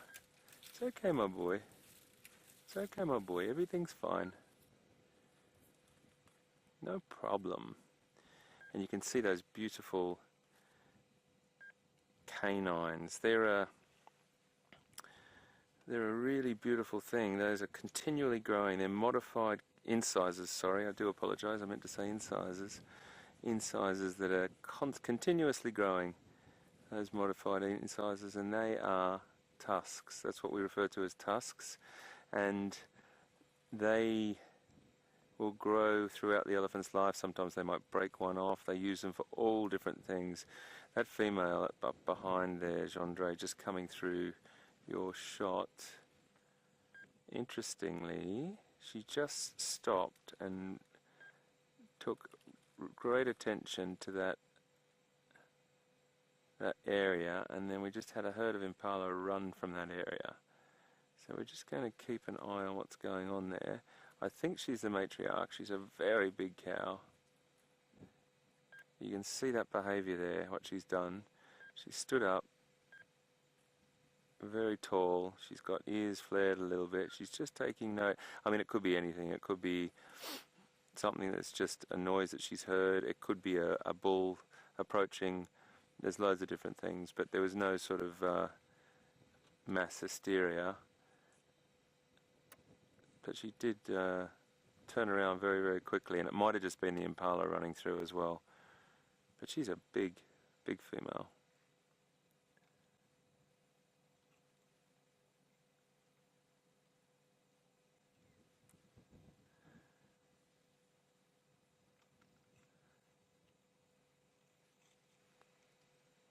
So females can get up to about, I think from what I can remember, and I'm trying to go for pounds at the moment, it's somewhere like 6,500 pounds. I think I'm having a bit of a crack at my memory banks there, to even up to 7,000 pounds, plus or minus. Oh goodness, Gendre, I've got to try and convert that now. I'm going to go for about 3,000 to 3,500 kilograms, which is a pretty incredible size. just beautiful to be in the presence of. Mark's just asked an interesting question about why does she lift her feet up sometimes. Elephants, it's a real characteristic elephant sort of thing they do. They lift up a leg, they'll just prop it up, a little bit like we might just stand and cross our legs, you know, when you just change your footing. They might be resting, taking a bit of weight off those immense shoulders. Like the weight that those shoulders and those front legs have to carry is quite incredible. That's where all the weight is. That's where the skull is. That's where the tusks are, and that incredible tool, their trunk. So it's the heavier end of the elephant. So they've got, sometimes they just take their weight off their feet, they move them around, they prop them up, they stand with them kinked. You often see them with their back legs crossed, as in a comfortable stance. So that's what they do it for, we think. I don't speak elephant, and I don't actually know anyone on the planet that does, but we gather that that's what they do it for, just taking their weight off different feet, and they might be on a little bit of an angle and just resting, really. But I just want to share with you how simply beautiful it feels to be sitting here.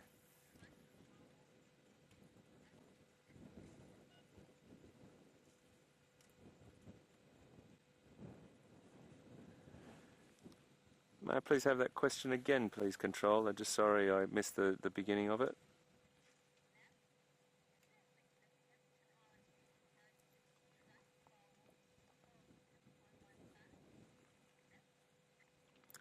Got a question from Nina. Is there a significance to the way an elephant carries its trunk while it's walking?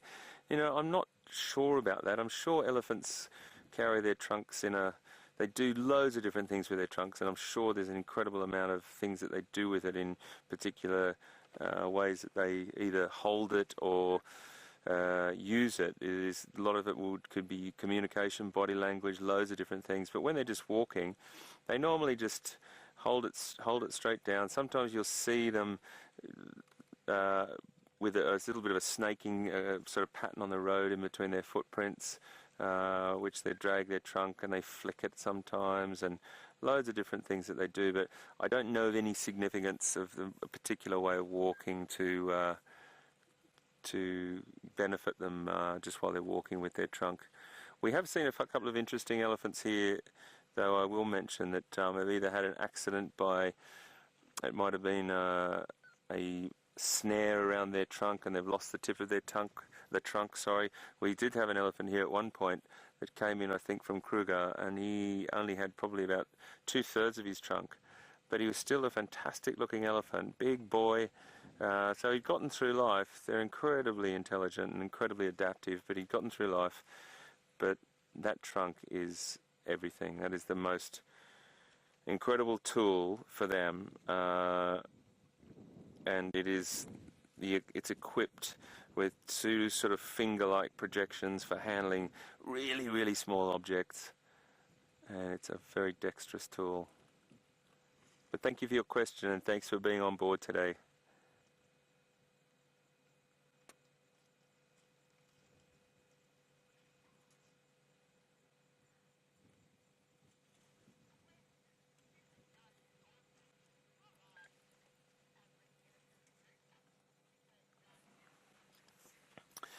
Well, we've got a question from Super John is awesome. I love that handle, John. That's fantastic. Super John is awesome. We've got a question from you that you're asking what's the average size of an elephant herd?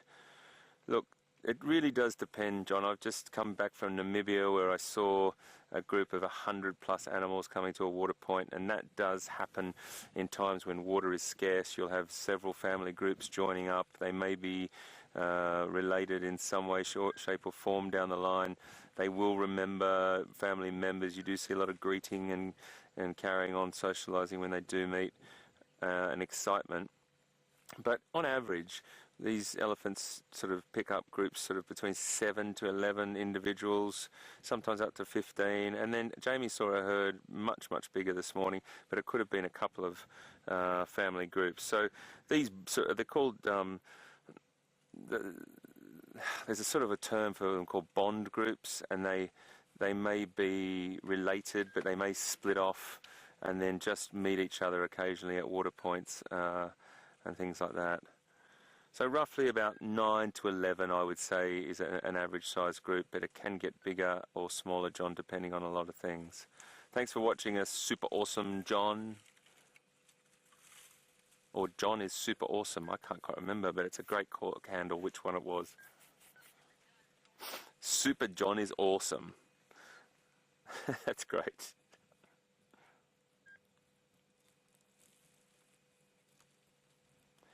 Beautiful use of her foot there to try and dig out a little stump or pull off a bit of vegetation. That must be a really favourite part there, kicking using her foot.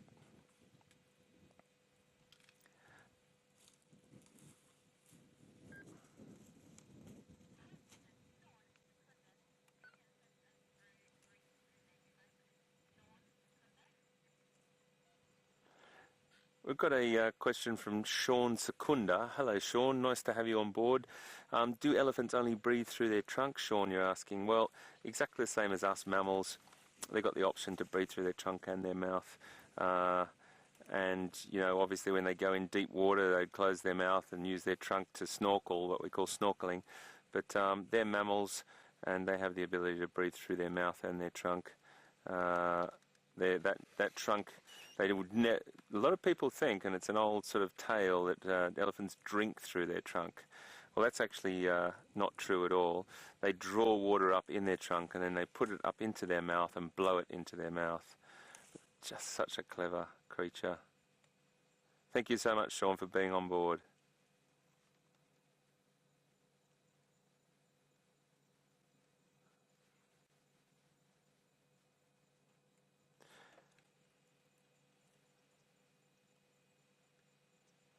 It's like therapy sometimes, folks, sorry.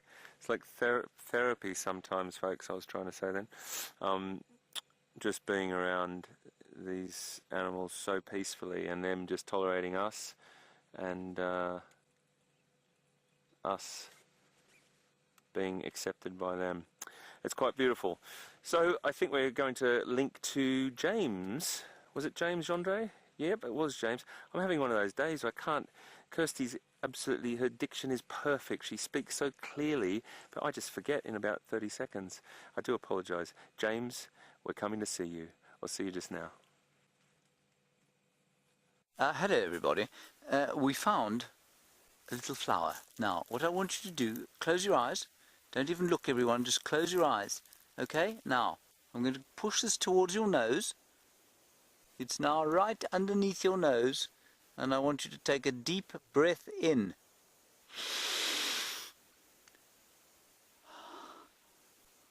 Doesn't that smell amazing?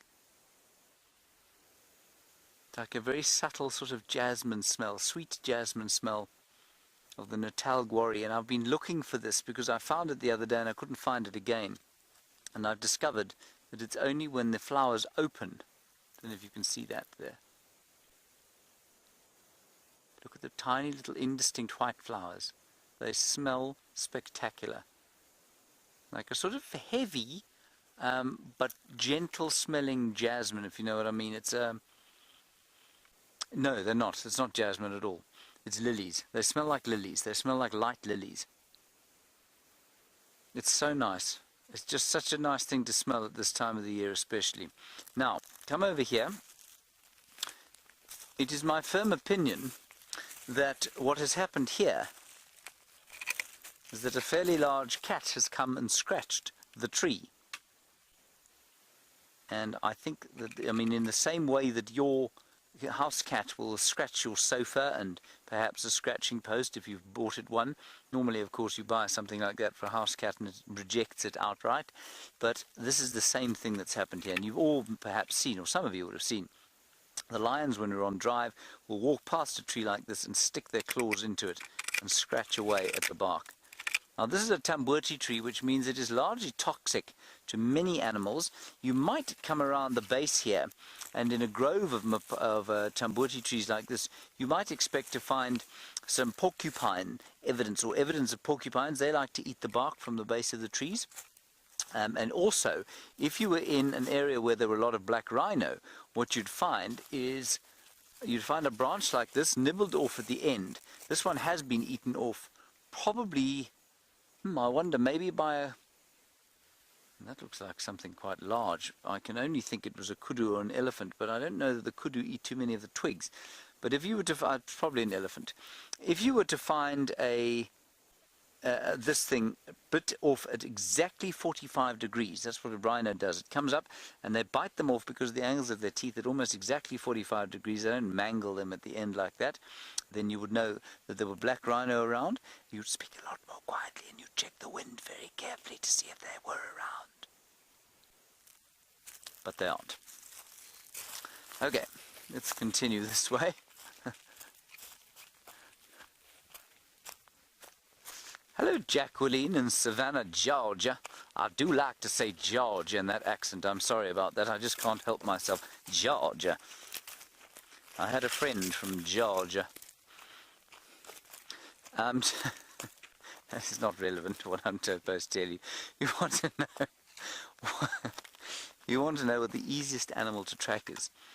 Jacqueline, the easiest animal to track is probably, if you're learning to track, is a rhino.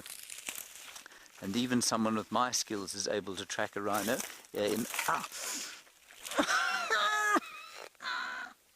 Brian, I've been severely injured. Do you see? There's a thorn in my finger. Hang on, let me get in closer.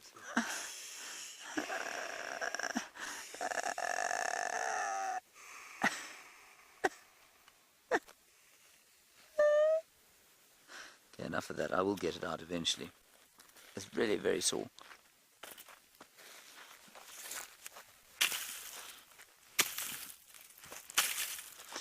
Okay, I'm okay now. Now, Jacqueline, I will now finish my story to you. A rhinoceros is nice to track because they've got nails on the front of their feet. They're very heavy, and so they walk. Unlike an elephant, which is heavier, but very soft underneath its foot, so they're difficult to see when they're moving. A rhino has got these toes, and so you can see where they move, the nails on the toes. They also drag their feet. So if you're walking through grass, especially wet grass in the morning, or perhaps the grass next to a watery pan, they drag their feet a bit. And so you can see the path that they've woven through the vegetation. Unlike an elephant, which kind of walks like that, and they're astoundingly more difficult to catch. Well, you can't really catch a rhino either, but you can track them. Let's head back across to Hayden. I'm going to seek first aid assistance.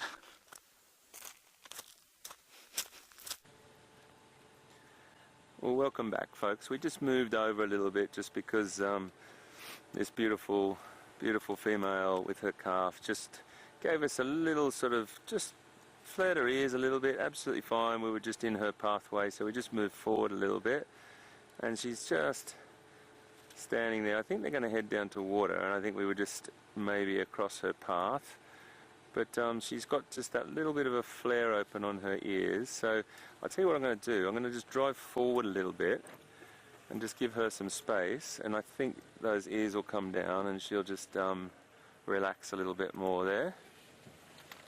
It's okay, my girl. So I'll just turn on the side here and let you see her from there. Absolutely wonderful to see the behaviour. Don't know if I'm doing very much for genre here in the way of shots, but I'll try my best. There we go, lovely light at the back there, silhouetted through there.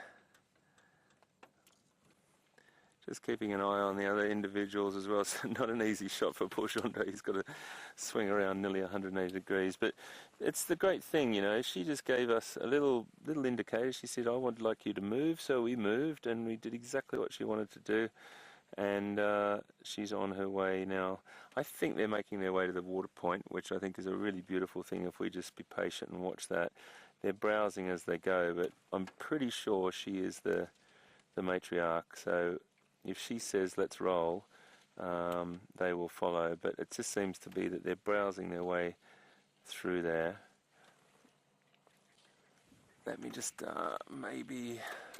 It's not a great position, is it, mate? What about that one behind you there? That's her little calf cruising across the road. The most precious piece of cargo for her. And as long as that little one is all right, she's all right.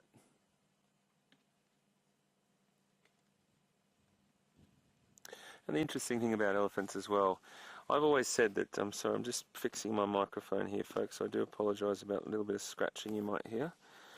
One of the things I really like to compare elephants, well, not compare, but one of the things I think we really relate to elephants because of, or a few different things, is that we've got a similar lifespan. We've got quite a long life for a mammal.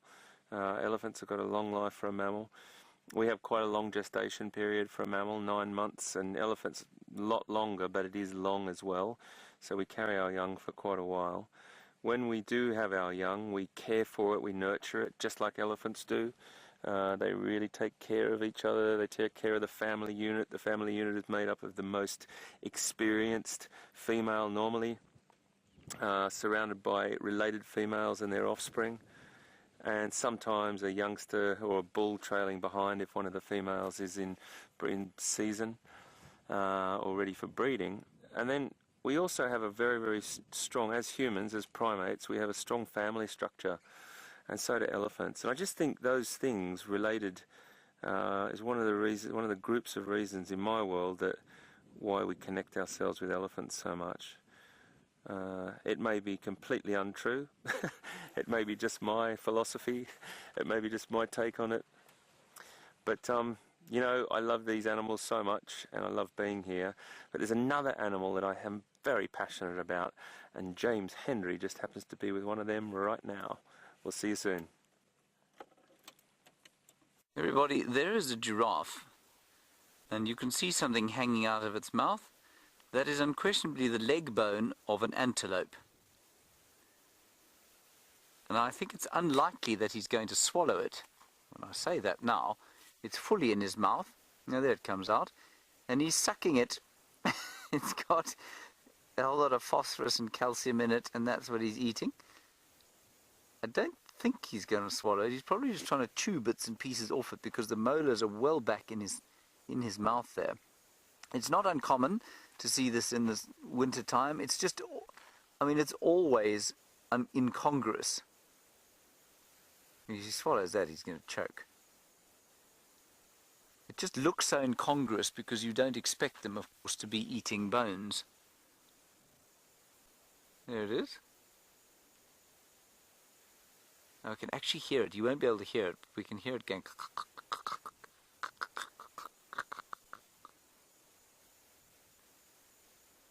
Isn't that amazing?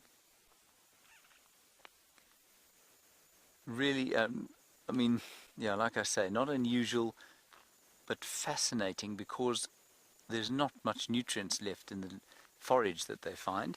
And so as we go towards the winter, giraffe, nyala, I haven't seen impala doing it, but kudu, perhaps mostly the browsers, will chew on bones. In fact, I'm just trying to think if I know of any grazers that chew on bones. I'm not sure that they do. I think it's probably largely the browsers, which is quite interesting because the leaves last longer than the grass leaves do. So, obviously the nutritional losses in the trees as they go dormant is that much higher. Isn't that cool? He's loving that. He's sucking his favourite little sweet. I'm very glad that my favourite sweet isn't a old smelly bone. There won't be much flesh left on it, but I can guarantee you it don't smell so fly. Doesn't that look nice, Brian? Are you jealous? I am. Brian says he's jealous, everybody. He'd love to be sucking on a bone right now. Especially an impala bone. Especially an impala bone that has got a bit of a sort of flesh left on, some sinew, some rotting sinew. Delicious. Delicious. Anyway, that chap looks extremely happy with his bone. And he's watching us there. So he can see us probably not very clearly. We're in very good cover here. Now, Donna, you say, do they produce a lot of saliva? Yes, they do absolutely produce a lot of saliva. And I would suggest, if you want to see how much saliva they produce, go and just Google a couple of clips of giraffe manna where those animals stick their heads in, or the giraffes stick their heads into the breakfast room, and you will see how much saliva they produce. I think also the saliva helps protect the tongue against the incredible thorns that they are forced to eat in amongst. And likewise, I mean, that is amazing to watch.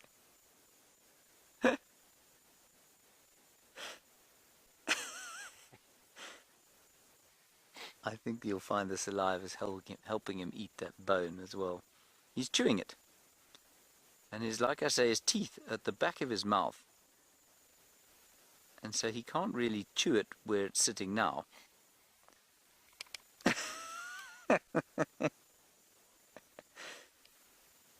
And there he's standing next to a ziziphus bush there, which has tremendous thorns on it.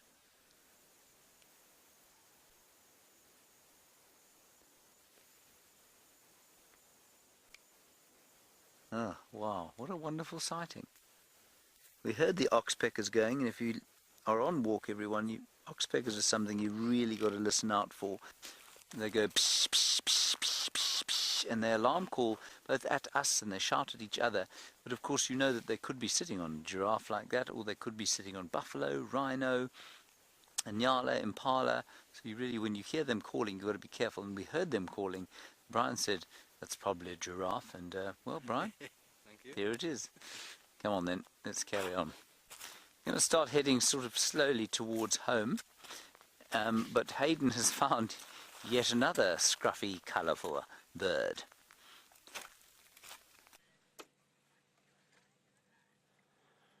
We certainly have found another scruffy, colourful, beautiful bird. It's the same one, but it's a much better picture this time, and Jandre has got it framed beautifully. It's a crested barbet, the little one that we saw before. Scruffy, but beautiful. And I do relate to that, not myself being beautiful, but scruffy. And it is a wonderful bird. I'm going to just move on, folks, for the simple reason that the matriarch is just down next to me. We just want to get a picture of this big female as well, pushing this tree over. And her little one just moved out of the way for it, but we've got this is a much bigger herd than we thought. I want to stay ahead of them, but they are moving to water. So I really would love to get up to the water point in a second. I'll just let them get settled. Everyone all right with us being here, my friends?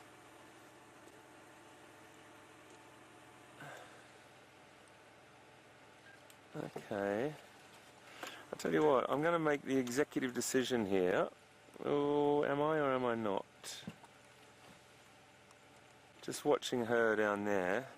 She's moving down, she's feeding again. I'm just going to head up a little bit further here, mate, and have a look. There's a great reach. I'm swinging poor Jandre around. Look at this immense reach, folks.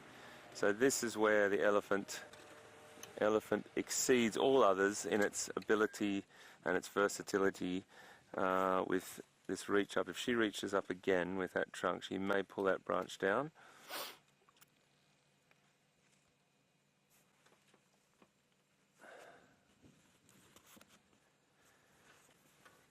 She may just pull it down. I'm not sure if she's going to do it, but she nearly did. And we're starting to get elephants all around us now. So it's completely fine, it's completely relaxed, and all the animals are relaxed. That's the most important thing.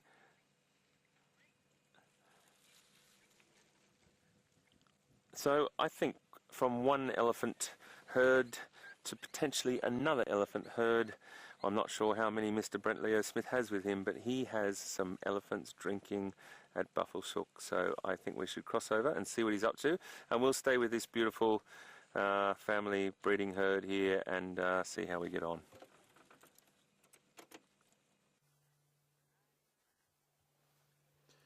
So we were sitting with those male lions, and I just heard this behind me, and what it is a single young elephant bull. He's not very relaxed, so I've stayed a little bit far away from him, and he's obviously very thirsty. He could have come in from the Kruger, Western Kruger, where there's not a lot of vehicles, or even the southern Manyeleti, again an area where the elephants don't see too many cars. So we're just keeping our distance from him a little bit, and hopefully he will relax and not be so scared of cars in the future. But I think he's quite a bit of character. I really like his it's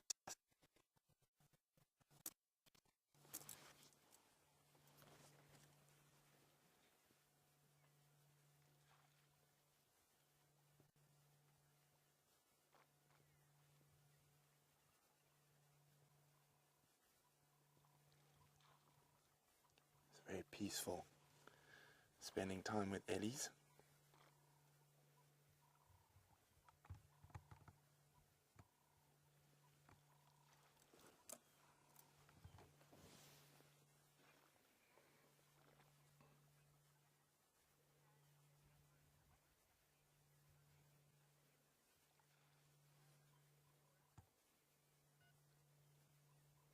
Now, Laura says, is it true that elephants can sense other animals from the pads on their feet? She watched a documentary that it's true. Or sense other elephants at least. I'm not 100% sure, Laura. But I think they rely a lot more on their ears and their nose to sense other animals. They can definitely smell and hear things well beyond what we can. But I don't know. It's not impossible, but I think it's improbable. I think their other senses are so developed, and they can hear for such vast distances that I'm not sure why they would use the soles of their feet. Oh, there we go. He's having a little calm moment, an evening beverage, a sundowner. Now, from where the wind is at the moment, I don't think he's smelt the lions. Now, if he does, sometimes elephants will go out of their way to chase them. Now, even though they don't really pose too much of a threat to an elephant of that age, they just really don't like predators. They chase hyenas, wild dogs, leopard, lion, of course. You know, there's something quite appealing about this elephant. Sorry, I just got to be on the game now. Hey, firm taxi. I'm just looking at the Ndlovu at the MIT. So I was hoping while the lions were sleeping we would get visited by some elephants. And we're going to sit here and watch this little boy. Oh, it looks like he might come towards us. He is looking a little more relaxed. See how his trunk is sniffing around. He's smelling the other elephants that have been there. That's why, just watching elephants for as long as I have, I tend to think they utilize their other senses more than they would utilize the pad to sense other creatures. But I might be wrong. And let's go across to a very funny human with one of our feathered friends.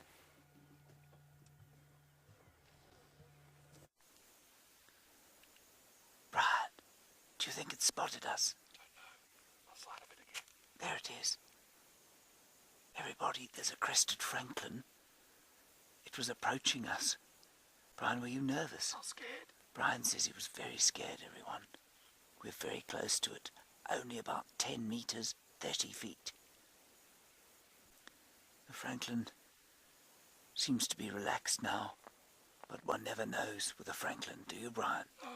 No, at any stage it could turn, bare its fangs, and come running towards us. Do we have an escape route? We have. I've spotted an escape route, Brian. But you know, with a Franklin, often the only thing to do is to bop it on the head with a stick as it comes past. It's gone. You got it? It's gone. It's moving away. Whew. Oh, everyone, that was close. It was a close encounter there.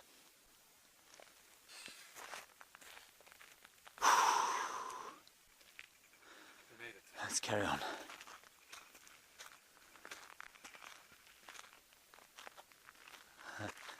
Now, Mohammed in Doha, lovely to hear from you all the way from the UAE. Thank you very much. You are in the UAE, that's correct. Thank you for getting hold of us. Lovely that you're watching. You want to know about what the most serious situation I've ever had on a walk is. That wasn't it. We were being completely facetious. Scariest situation on a walk. Mohammed, I'm not really sure. There's a steenbok running there. You know what, Mohammed, I'd say that the scariest times I've had have not necessarily been the most dangerous. The scariest times I had was when I was training and I wasn't familiar with animal behavior. I didn't know how animals would react. And I remember the very first big game that I ever saw on foot on my own was buffalo. And I was on my very first day on what we call the unarmed walking, where I used to work. There's some elephants moving around here. Just going to be quiet for a second. I think they're in this very thick vegetation on the side of the river, and so we're going to move off sort of towards the sun. Oh, that's where they are. Steph's just pointing and saying, no, they are over there. Okay, we'll carry on this way then. Mohammed, now we're just going to keep an eye there, and because the sun's going down, it is a little bit difficult to see. So, Mohammed, what happened was we used to do these walks, and in the first few sort of months of my training, I had to go out on my own, armed pretty much as I am now, with a radio and a stick and a first aid kit, a bit of water, and I came round a corner, and there were 4 buffalo bulls lying maybe 20 meters from me. Now, they were in the open, they weren't cornered at all, they didn't see me, but I got such a fright. It was the first time I'd ever viewed anything on my own on foot. So that was much more scary to me now than seeing the elephants we saw today, because I'm now a little bit more experienced. That's not to say we don't have some scary experiences, but I'm also much better at avoiding situations that might be scary. Okay, we're going to link across to Brent. I think he's got some lions. Let's go there.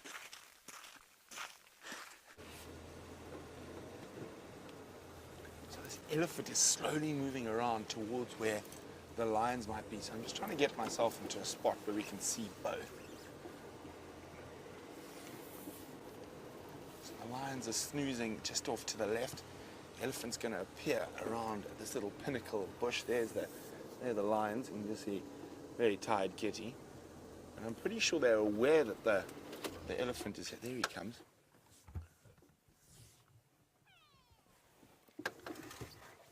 I'm sure the lions would have heard him splashing about, and judging from the way he was tracking with his trunk, he might have smelt the lions as well.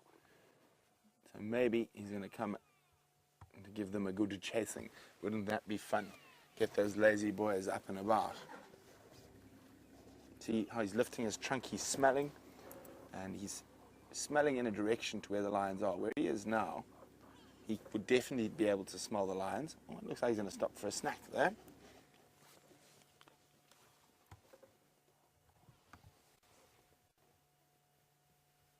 Isn't that beautiful? Lovely long ivory, quite thin, but beautiful nonetheless.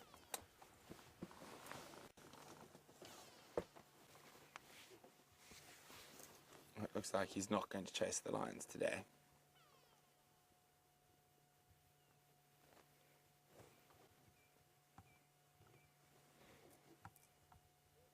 He's had his fill with a drink, and he's going to move off to carry on feeding.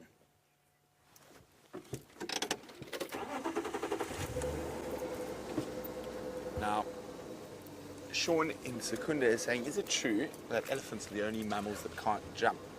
Well, Sean, once they're an adult, probably yes, but when they are younger, as we've seen with some of the little elephants we've had here, they do happen to leap. We've seen that one jump up onto its back legs, but I suppose in true forms of jump, elephants can't really jump, I'm afraid. Okay, I'm going to move forward a little bit now. Oh, actually changed my mind.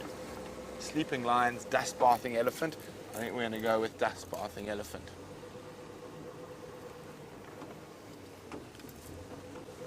He's not very relaxed. Okay, so while we maneuver to see if we can see this elephant dust bath, let's go to James and another feathered friend.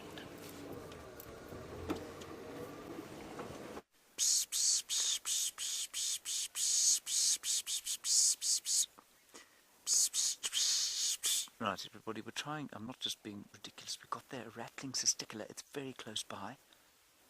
It's only about 5 meters away from us, 15 or 16 feet. Very relaxed. It's so unusual. I'm going to try and call it out a bit more. Have you got it? Isn't that cool? Oh, there it is.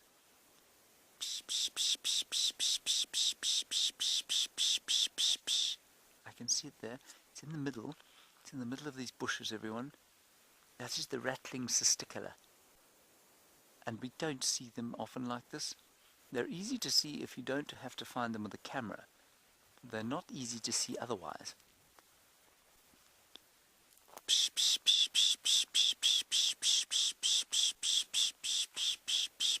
I know you're... There it is. It's gone. There it is. You see it? In that kind of dead bunch of thorns.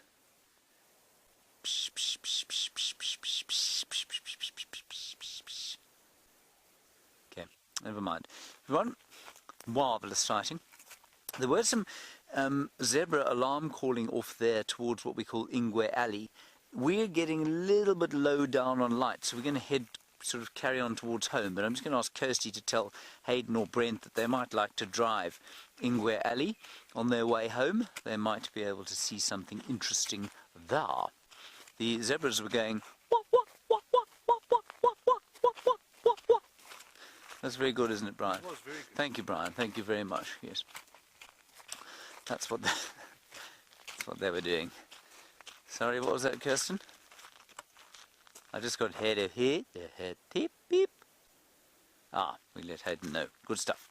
Okay, now, on to the other acacia trees. We find over here, very distinct from the flaky thorn acacia I showed you earlier. I was trying to find a slender ant.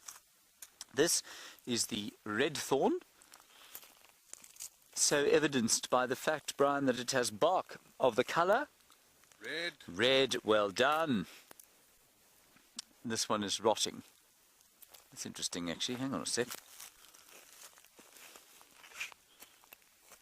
This one is rotting because it's being eaten. Can you see the hole there? You see the hole? Yeah. Now, what is quite nice here, I'm just going to get in your way, everybody. Don't worry about it. In fact, I'm going to break it off.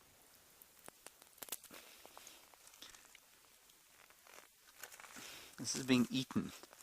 It's being eaten by some kind of larva. But what they've done is they've probably stung or infected the wood in some way, and it's turned into like a sponge. It's discolored yellow, and it's turned into a sponge, and I'm sure whatever it is that was in here is eating that sponge. They've created sort of some food. It's almost been digested outside of the body, and then they will have eaten it. Now it's like a sort of very powdery sponge now. It's actually fascinating. Ah, very interesting, everybody. On we go.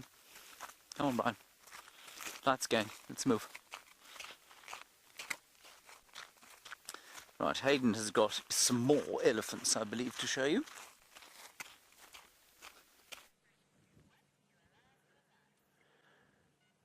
What a beautiful afternoon. Amazing things we're seeing here in the Sabi Sands in South Africa. And if you've joined us for the first time, it's just wonderful to have you on board, and all our regular safarians that are with us, sorry. It's always great to be with you. So we've just come away from that herd. I wanted to just get up a little bit from them near this pan, this water pan in front of us here. Viatella pan it's called, and it's a regular water source for them. So a lot of elephant and a lot of animals come here to drink in the afternoons. And And I just gave them some space because the matriarch, who is the one just to the right of the screen, that's her just there, I think. She seems to be the one that's dictating the leadership in the group. And once she turns and decides to go for water, I think the rest will follow. The welfare of the group depends solely on her leadership. She sets the pace, she sets the time for feeding, she sets the location, and she's basically the one in charge. And everyone else follows suit. But she will dictate when they come to water. And I thought they had something we call the water walk, which is this lovely sort of little amble they get in their step as a few of them are walking down that hill just beyond where the sunshine is on that vegetation. And then they stopped and they must have gone, oh look, just one more bite here, this is very, very nice.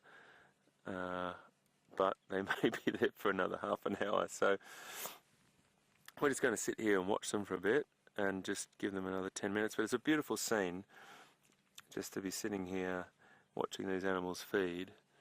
And we will go down and have a little look just down the ways where there's been a few reported zebra alarm vocalizations, just not very far from where we are. And we will go down there, but I really wanted to see them come to water, so we are going to give them about another 5 or 10 minutes max. See how we get on. We used to have a hippo in this pond here, or this water point, and now has moved on. A lot of the water dried up. You saw how much water was in Buffelshoek Dam just then with Brent, and maybe you can have a look at that when we go back to him just shortly. But there's not a lot of permanent water on the reserve, on this reserve, Djuma. There's 2 points, but a lot of animals come here to drink. So what we'll do is we'll wait for these guys a little longer, and we will cross over to Brent, who is with the species that is so important on this International Lion Day. We'll see you just now.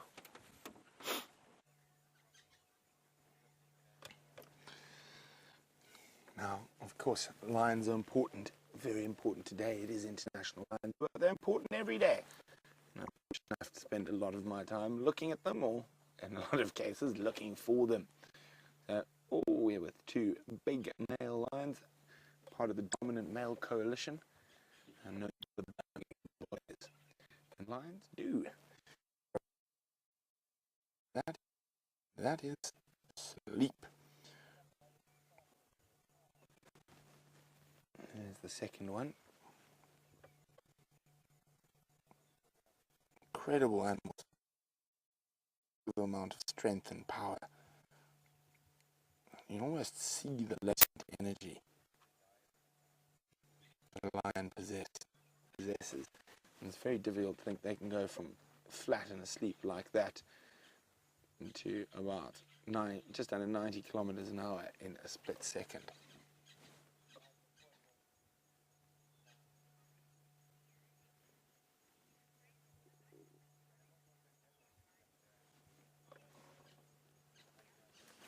Well, we've got a lovely message for the Birmingham boys from Mia, who's 4 years old. Mia would like to tell the Birminghams that happy International Lion Day, you are my favorite. Well, Mia, I'm sure the Birmingham boys really appreciate that, and we love hearing from you, Mia. Oh, the lions aren't the favorite. I'm Mia's favorite. Well, then even more, Mia. Great to hear from you. Let's go back to the lions because it is their day.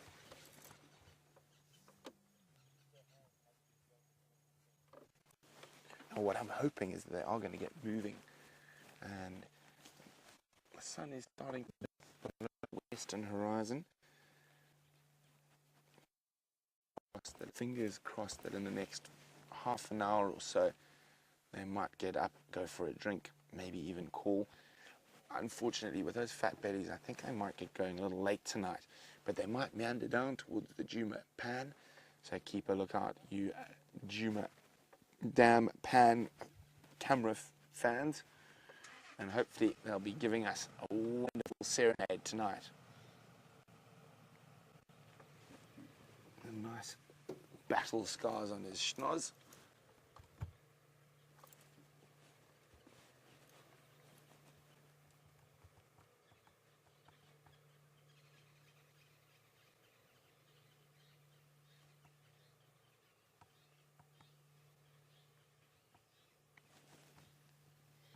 Oh, there's a little bit of movement. First movement we've seen in a bit. And yeah, flick, a slight roll over. Hopefully these, oh, there we go, these big boys are going to get moving shortly. But one must remember, we are live in the middle of the bush. We have no control over the animals, and there's no cutting and stitching together the best parts. We're seeing animal behavior at its most natural, the good bits as well as the bad. Now, filming lions in a different project a while ago, I stayed with the Pride to get the shots we needed. We used to spend all 24 hours with them, and 2 of us, and we used to take turns napping, and the other person used to have to stay up in case the lions did something.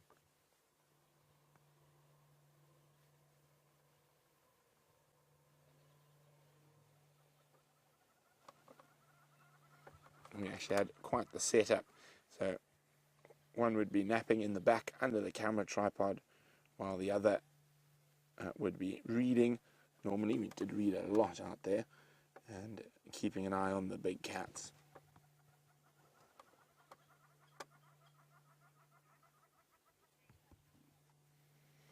So while we sit patiently and hope for the Birmingham boys to get on the prowl, let's go see how Commander Bond is faring. He's going to have to be heading home quite soon as the sun dips. I think there's a pellet. Hyena. I nearly misinterpreted this, everybody. I thought for one second, Brian, that was very artistic. Did you like that, everybody? Brian being on the sunset. Very nice, Brian. Well done. What we have here is what I thought was an owl pellet, because I saw it was under a tree, but it isn't an owl pellet. And then I looked at it a bit closer and I confirmed with Steph, it is a hyena. It's hyena dung. Now, what's interesting here is that, well, there are a couple of interesting things. There it is all there. First of all, keratin, which is hair, that's what your hair is made of, is indigestible. If a hyena can't digest it, you can be fairly sure that almost nothing can. Certainly no mammal will be able to digest it.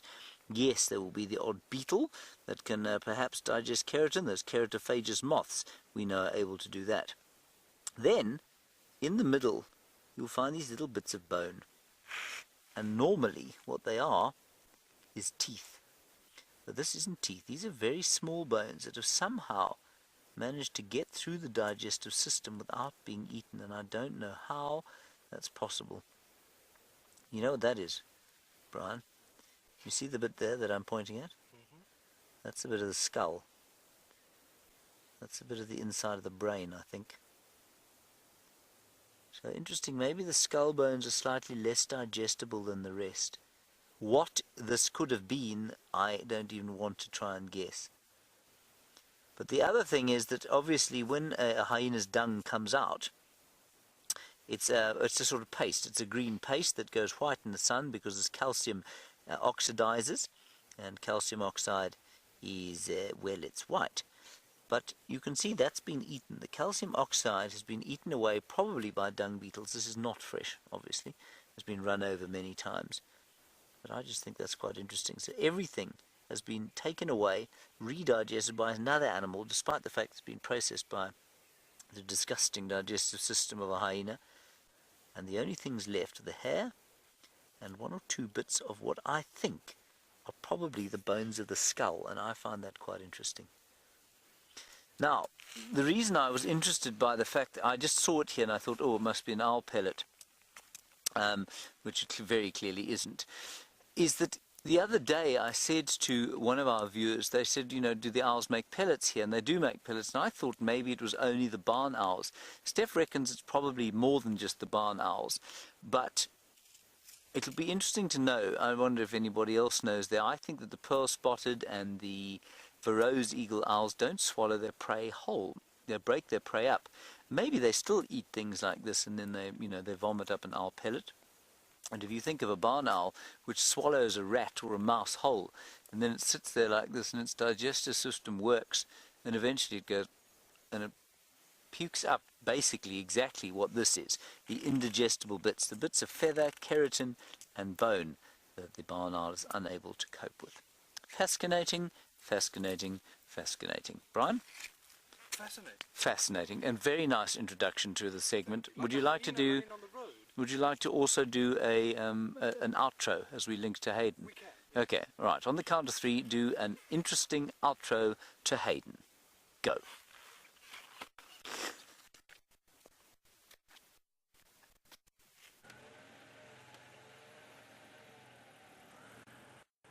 Folks, we've just come along this road called Ingwe Alley, and Ingwe Alley is basically Leopard Alley. The guys, the team on Steph and Brian and James on walk just said that they heard alarm calls being vocalizations from zebra down here, but at the present time we've got a lot of impala through here, and the impala would be well aware. There's also a waterbuck up there, a couple of waterbuck.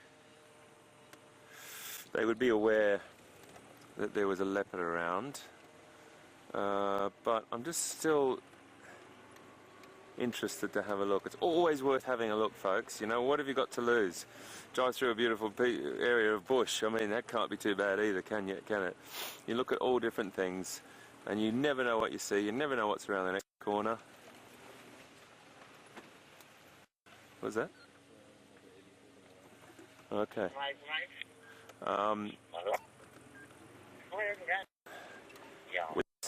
Just let me turn this down. The Game Drive channel. Got another elephant herd up here as well.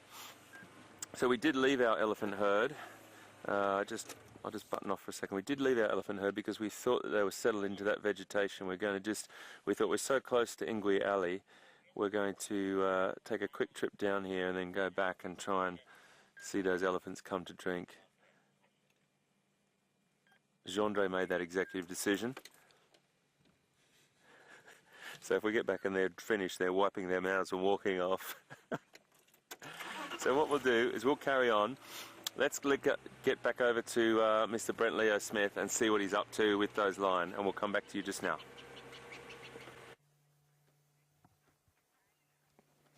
Well, the one thing about watching lions snooze, you need to get yourself into a comfortable spot. As we know they can snooze, but it is International Lions Day, or World Lion Day, so we're not going to leave these boys for anything, and we're hoping that they're going to perform for us. Wouldn't that be wonderful? They give us just a little roar, maybe a big roar would be preferable. Now, because it is the Lions Day, I'll keep on quizzing about lions, and very interesting question. Let's mix it up a little bit. Let's do lions and humans, and mix it up a bit. And lions have played a very important part in lots of human cultures, and they're found in ancient Greek culture, Roman culture, Christian culture, and in quite a lot of African culture as well. Now, look at that. Oh, he's such a sleepy kitty. Now, there's a couple of emperors who've been named after lions, and the most famous African emperor named after a lion is what I'd like to know from you. So, what is the most famous African emperor that was known by the term the Lion of? I'll give it away if I say any more. So, what is the most famous African emperor that was named after a lion, and his royal house is associated with lions? Now, I'll give you a clue. It's the only African country that's never been colonized. So if you know the answer to that, hashtag Safari Live, or use the email address questions@wildearth.tv.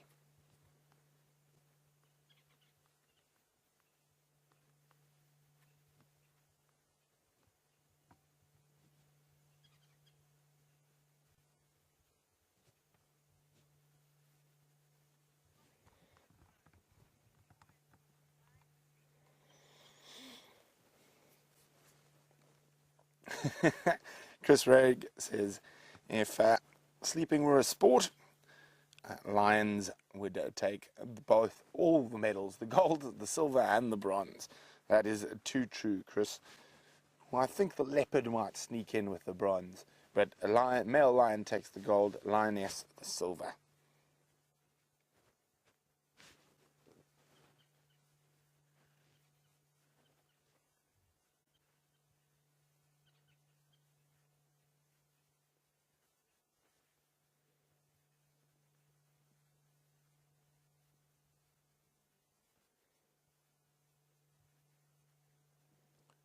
All very peaceful. I was hoping that some poor creature might still. He opened his eye.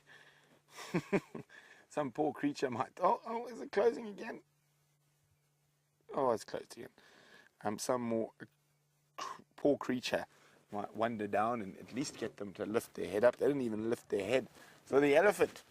So, unfortunately, I've got a sneaky suspicion they might not perform. But we're not going to take the chance that we're not here. So we're going to sit tight. Oh, we have a leg flick. There we go. A leg moved. That particular paw. Right, we're going to keep sitting here waiting for the lions to put on a performance. While we do that, James, I know, must be almost at home as it's getting dark. So let him say his goodbyes. Trying to find out if this is actually an experience worth doing, everybody. You hear of people being tree huggers. Brian, have you ever hugged a tree? I have. Brian has hugged a tree. Do you think it's a pleasant experience? Very much so. It is actually. It really is surprisingly pleasant. Well, everybody, I'm going to hug this tree for a little bit longer. Thank you for joining us on our walk today. Thank you to the jellyfish. There it is. And we will see you tomorrow morning, of course, at 0600 to 0900. Beautiful symmetry about the days as we head towards the equinox in the middle of September. We'll see you then, and stay safe and happy, and thank you for all your questions and contributions today. Bye-bye, and we'll go back across to Brent and the lions.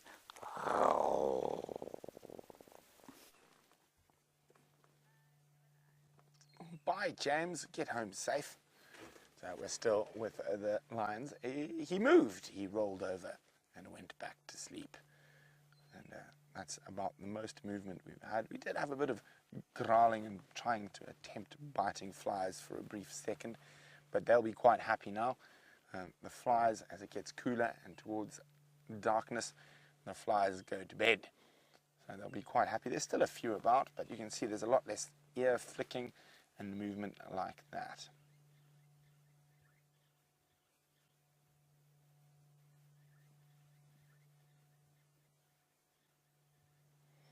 Of course, we're talking about lions and people.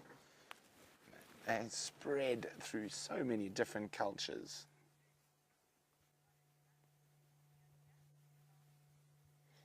Well done to Judy H. and Wild Earth Girly, who I thought it was going to keep you guys going for a bit longer, but obviously I'm smarter than me. It is indeed Emperor Selassie, and he was called the Lion of Ethiopia, and it was the only African country not to get colonized. But if we look through culture, you've got Richard the Lionheart and the Crusades, Hercules, the Nemean lion. I'm trying to think now. I know there's quite a few different provinces in India and the different sultanates who took upon lions as their emblem. The Chinese, even though lions never occurred there, had a fascination with lions, and it's often depicted in Chinese art. So incredible. The only lions that ever got to China were actually caught in Africa in about, I think it was 1600 and something, maybe even 1700, and they were taken. We could have even been before 1600, and there was a great menagerie in the emperor, I think it was the Jade Palace, I might be wrong, but there was lions, leopards, elephants, both Asiatic and African, giraffe. And giraffe was also one of the incredible Chinese emperor of the time's favorite animals. So we would have got on well with HT. Have we got any more movement? No, we don't.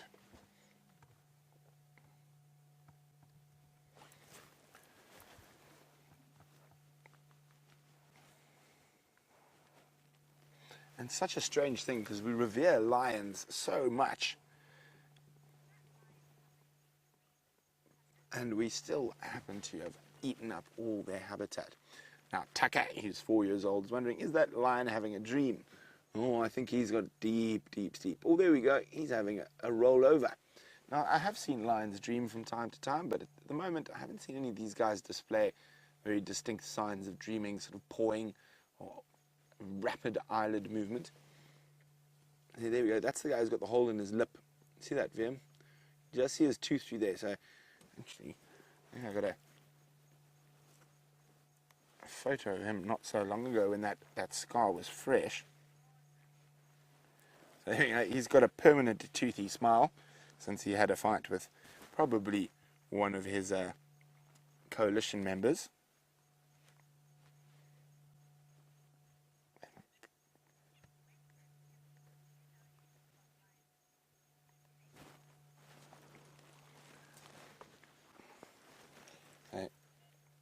Speaking of a lion's teeth, Kimberly is wondering, do they lose their teeth, and do they have adult teeth and children teeth?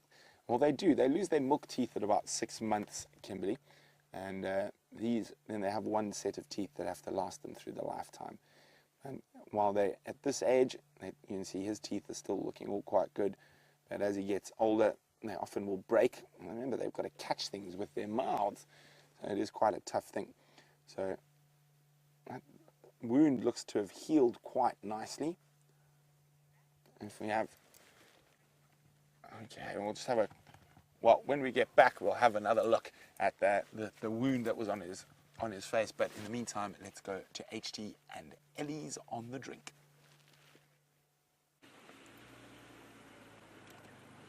We just come back at the right time, everyone. This is so beautiful. Just here to see these beautiful elephants that we've been with all afternoon. It's all right, darling. It's all right, girls. It's okay. It's okay. Just us. Everything's fine. And what a beautiful afternoon to finish with a sight like that. Wow, wow, wow. The breeding herd, 2 of the animals have just moved off. I'm just going to double check where they are. Yep, they've just moved off and started feeding again, but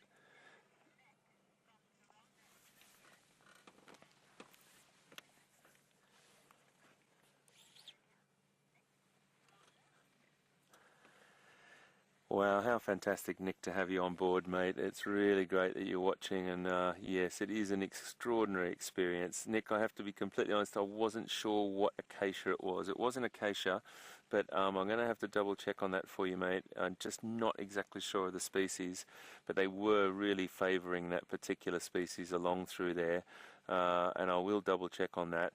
They did have a little bit of a feed on a species called Combretum as well over there, so they were sort of mixing between the two, the acacia that they were really favouring and Combretum, but also picking up loads of little different pieces of bark and roots from different, we saw one just eating different species of grasses before as well, so it's a real smorgasbord for them, and this is a great, great scene to finish on. Nick, how lovely to have you on board, mate. Really fantastic, buddy, and to be talking to you from Africa. Nick is a great member of the Taronga team, does incredible things for conservation in Australia and with all our species, and Nick, wonderful to have you on board, mate.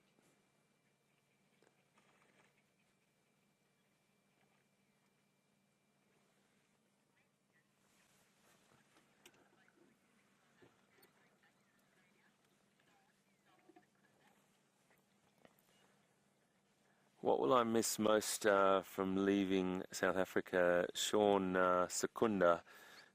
I think we got a question from you before, Sean. Really lovely question. I'm going to say it in 2 words, Sean. It's really easy to answer that. What am I going to miss? I'm going to miss South Africa. This country is one of the most beautiful countries on the planet. It delivers constantly with its wildlife, with its landscape, its habitats, its people. And I never ever get tired of coming to this place. It's a beautiful country that I just absolutely has a very, very deep place in my heart. And yeah, Sean, great question, but I definitely will miss it. I come back here, and I'll come back here till I can't come back any longer, but I will visit this place, I tell you, at least once a year. But I just love it, whether it's holidaying or working or whatever. It is a magical country, and yeah, as I said, holds a very, very special place in my heart. Thank you very much for being with us, Sean. I'm just going to try and get a couple of beautiful pictures of her. It's just such a beautiful scene, so please excuse me just shooting a few shots for a minute.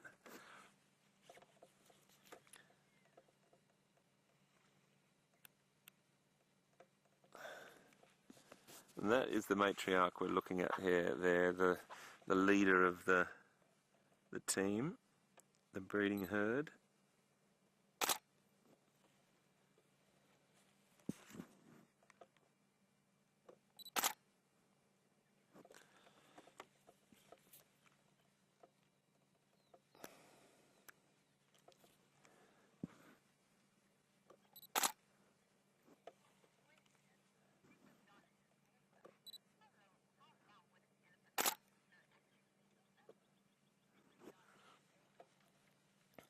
Super John is awesome. You're here again with another great question. Great to have you with us, mate, and for being with us throughout the drive. John would like to know, Super John, you'd like to know how long an elephant would survive or potentially last or can go without water. They can last several days without water, particularly in arid or dry regions, but like the desert elephants of Namibia. They can traverse vast areas to get water and go for days without water. When there is available water, they like to drink at least once a day, sometimes twice. And but in the desert regions, they will modify their behaviour, and they can last for days without. Thanks so much, Super John, for being with us. You're awesome.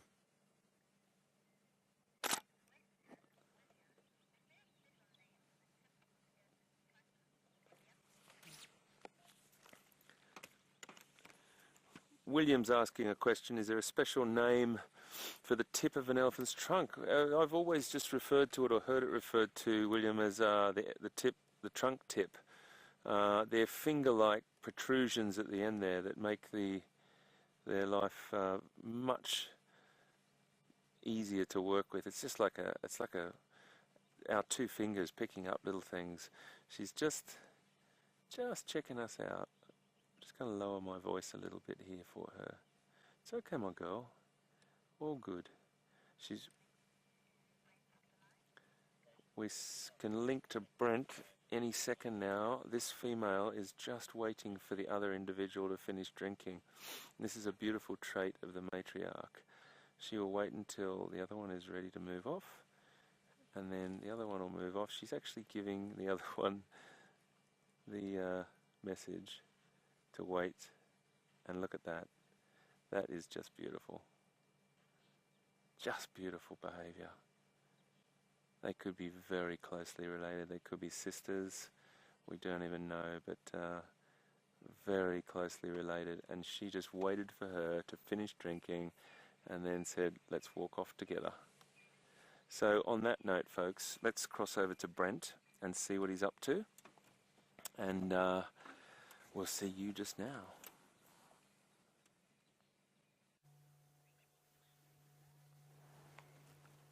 We just had the first little bit of movement. There is a sign of a bit of a stretch, so hopefully they are going to get going, but I'm hoping it happens before the end of the safari.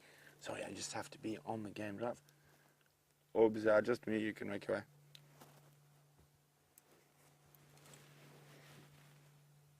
Yeah, the odd little fly we can see fluttering about, but most of those biting flies have gone to bed, much to the joy of the male lions, I'm sure. I'm going to reposition my light here quickly. So, sorry about the noise and the... How's that? Yeah. So there we go. There's Mr. Split Lip we're talking about. And I said I saw him just after that happened. I think it probably happened while he was mating. And and I think the lioness's claw got stuck in his lip. But we can have a look. I found a picture while we were away of what it looked like when it was quite fresh. So you can see it's healed quite well and quite quickly. These animals have an incredible healing capabilities, and injuries we often think are life-threatening are very minor to a male lion. Now, I was really hoping that these birds would get up, start roaring, telling us whose land is it, and saying, where are you? But I think they definitely will, but I think it's unfortunately going to be after the safari. But we are live and not scripted. We can't control what the animals are going to do, and that's one of the things I really love about this. And we're showing you Africa in real time and exactly what's happening. There's no room for lying or hiding. This is how it is, and this is what we do out here. And it's incredible to be able to share that with so many of you all over the world.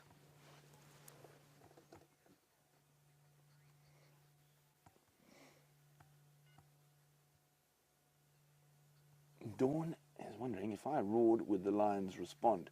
Dawn, I wish. My lion roar is not quite good enough. We can try, but I guarantee you they're not going to do anything. As you can see, not even lifting a head. I think my timber's off. Now, you can hear, with our human ears, which are not very good, you can hear a lion roar from about, probably on a very still night, over 10 kilometers. And a lion can hear it from even further. Their hearing is incredible. Often you'll be sitting with lions like this, completely flat, and they'll pop their head up and suddenly just take off in a direction. And what that is, they've heard possibly another male. Oh, there's a stretch lion in the distance, and they're on their way to respond to that. And I only know that for a fact because I've followed them from when they've got up and started running all the way until they went and had a fight with another male. But while we hope and keep our fingers crossed that these male lions are going to roar before the end of the safari, Hayden's got an interesting gadget to show you.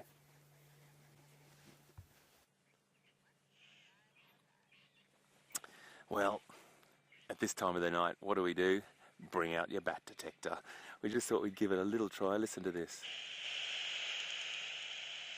It's a bit static here.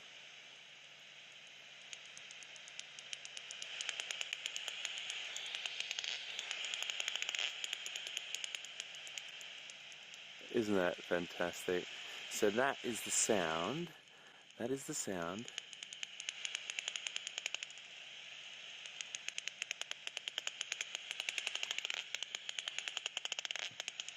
Isn't that awesome? That bat is hunting insects on the wing using echolocation. And Gendre is doing an amazing job to track it.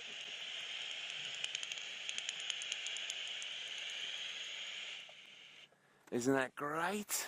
I just wanted to do it every night. I just get such a buzz out of it. Sorry, it's just the biggest fun for me.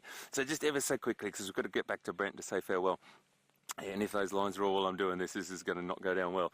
Ever so quickly, they're using echolocation to hunt high frequency well above our audible range. This little machine takes that frequency and mixes it with another frequency and sort of Gendre tells me he puts it into some harmonics, and then it comes out an audible sound for us to hear. How brilliant is that? A little tidbit of information that I just got from a bat conservation group recently. A British bat was just recorded, and listen to this, just recorded flying 2,500 kilometers in a migration type of a thing, Lithuania in Europe to the north of the south of England. 2,500 kilometers, which is about 1,500 or 1,600 miles.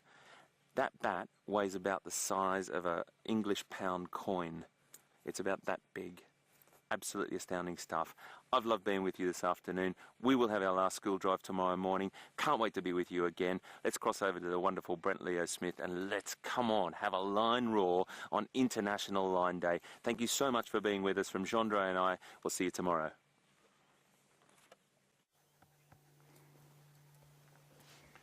So unfortunately, no movement yet, but we still have a few short minutes before the end of the safari. And hopefully they decide to give us a roar for International Lion Day. But I'm afraid I think it's only going to be in an hour or so, just judging from the amount of movement they've done. There hasn't been the stretching, the yawning, the urinating, the defecating, which are always good precursors to them getting up. And look, still very, very comfortable, schnoozing away.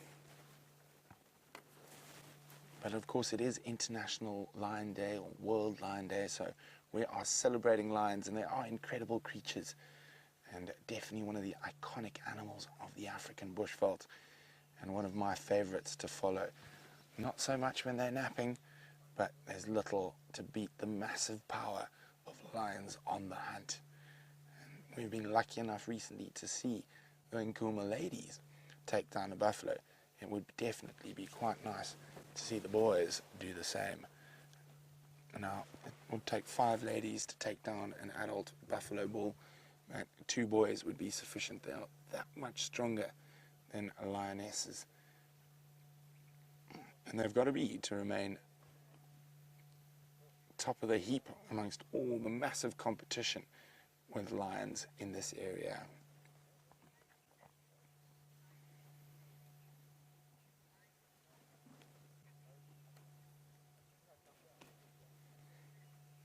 Well, fun fact from Judy H for International Lion Day, that the MGM Lion's roar is actually a yawn. Well done, Judy. Yes, you can definitely see he's yawning when the lions roar. Our regulars will know they don't bare teeth, and they take it deep out of their breasts. And it is just one of those sounds that once you've heard it, it'll stay with you forever.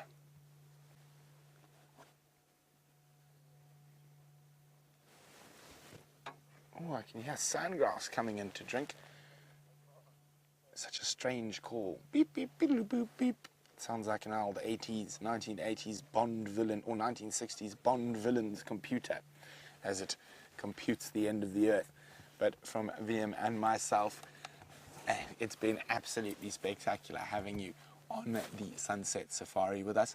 And lions appeared on World Lion Day, so well done, Birminghams. Now come on and give us a roar in the last 2 minutes. But I don't think they're going to. But remember, we're going to be doing this again in a few short hours on the Sunrise Safari. So don't forget to join us then. And then again in the afternoon and again in the morning. Oh, excuse me. We do this every day, 365 days a year. Live African safaris from the middle of the bush. But let's go have a last look at the lions as we draw towards the end of drive.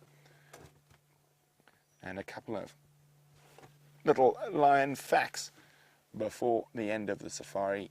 The largest male lion ever recorded is from Namibia and weighed just under 300 kilograms. And that in pounds is times 2, 600 and something pounds. Liam, do you have any interesting lion facts you would like to add for Lion Day? Oh, I caught Liam off guard. That doesn't happen often. Liam normally catches us presenters off guard. It's one of his favorite things to do.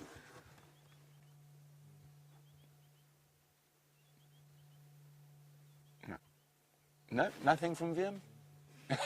You know, Liam is seriously off guard tonight.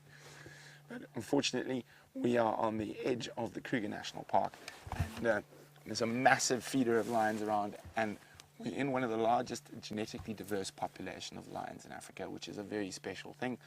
And as I said, hopefully they'll make a bit of noise. Keep an eye on the Djuma Dam cam. And even if you're not looking and the lions don't appear on the cam, keep an ear out for those wonderful roars. I'm sure these guys are going to be really loud. So keep listening. And from all of us here, we'll see you tomorrow.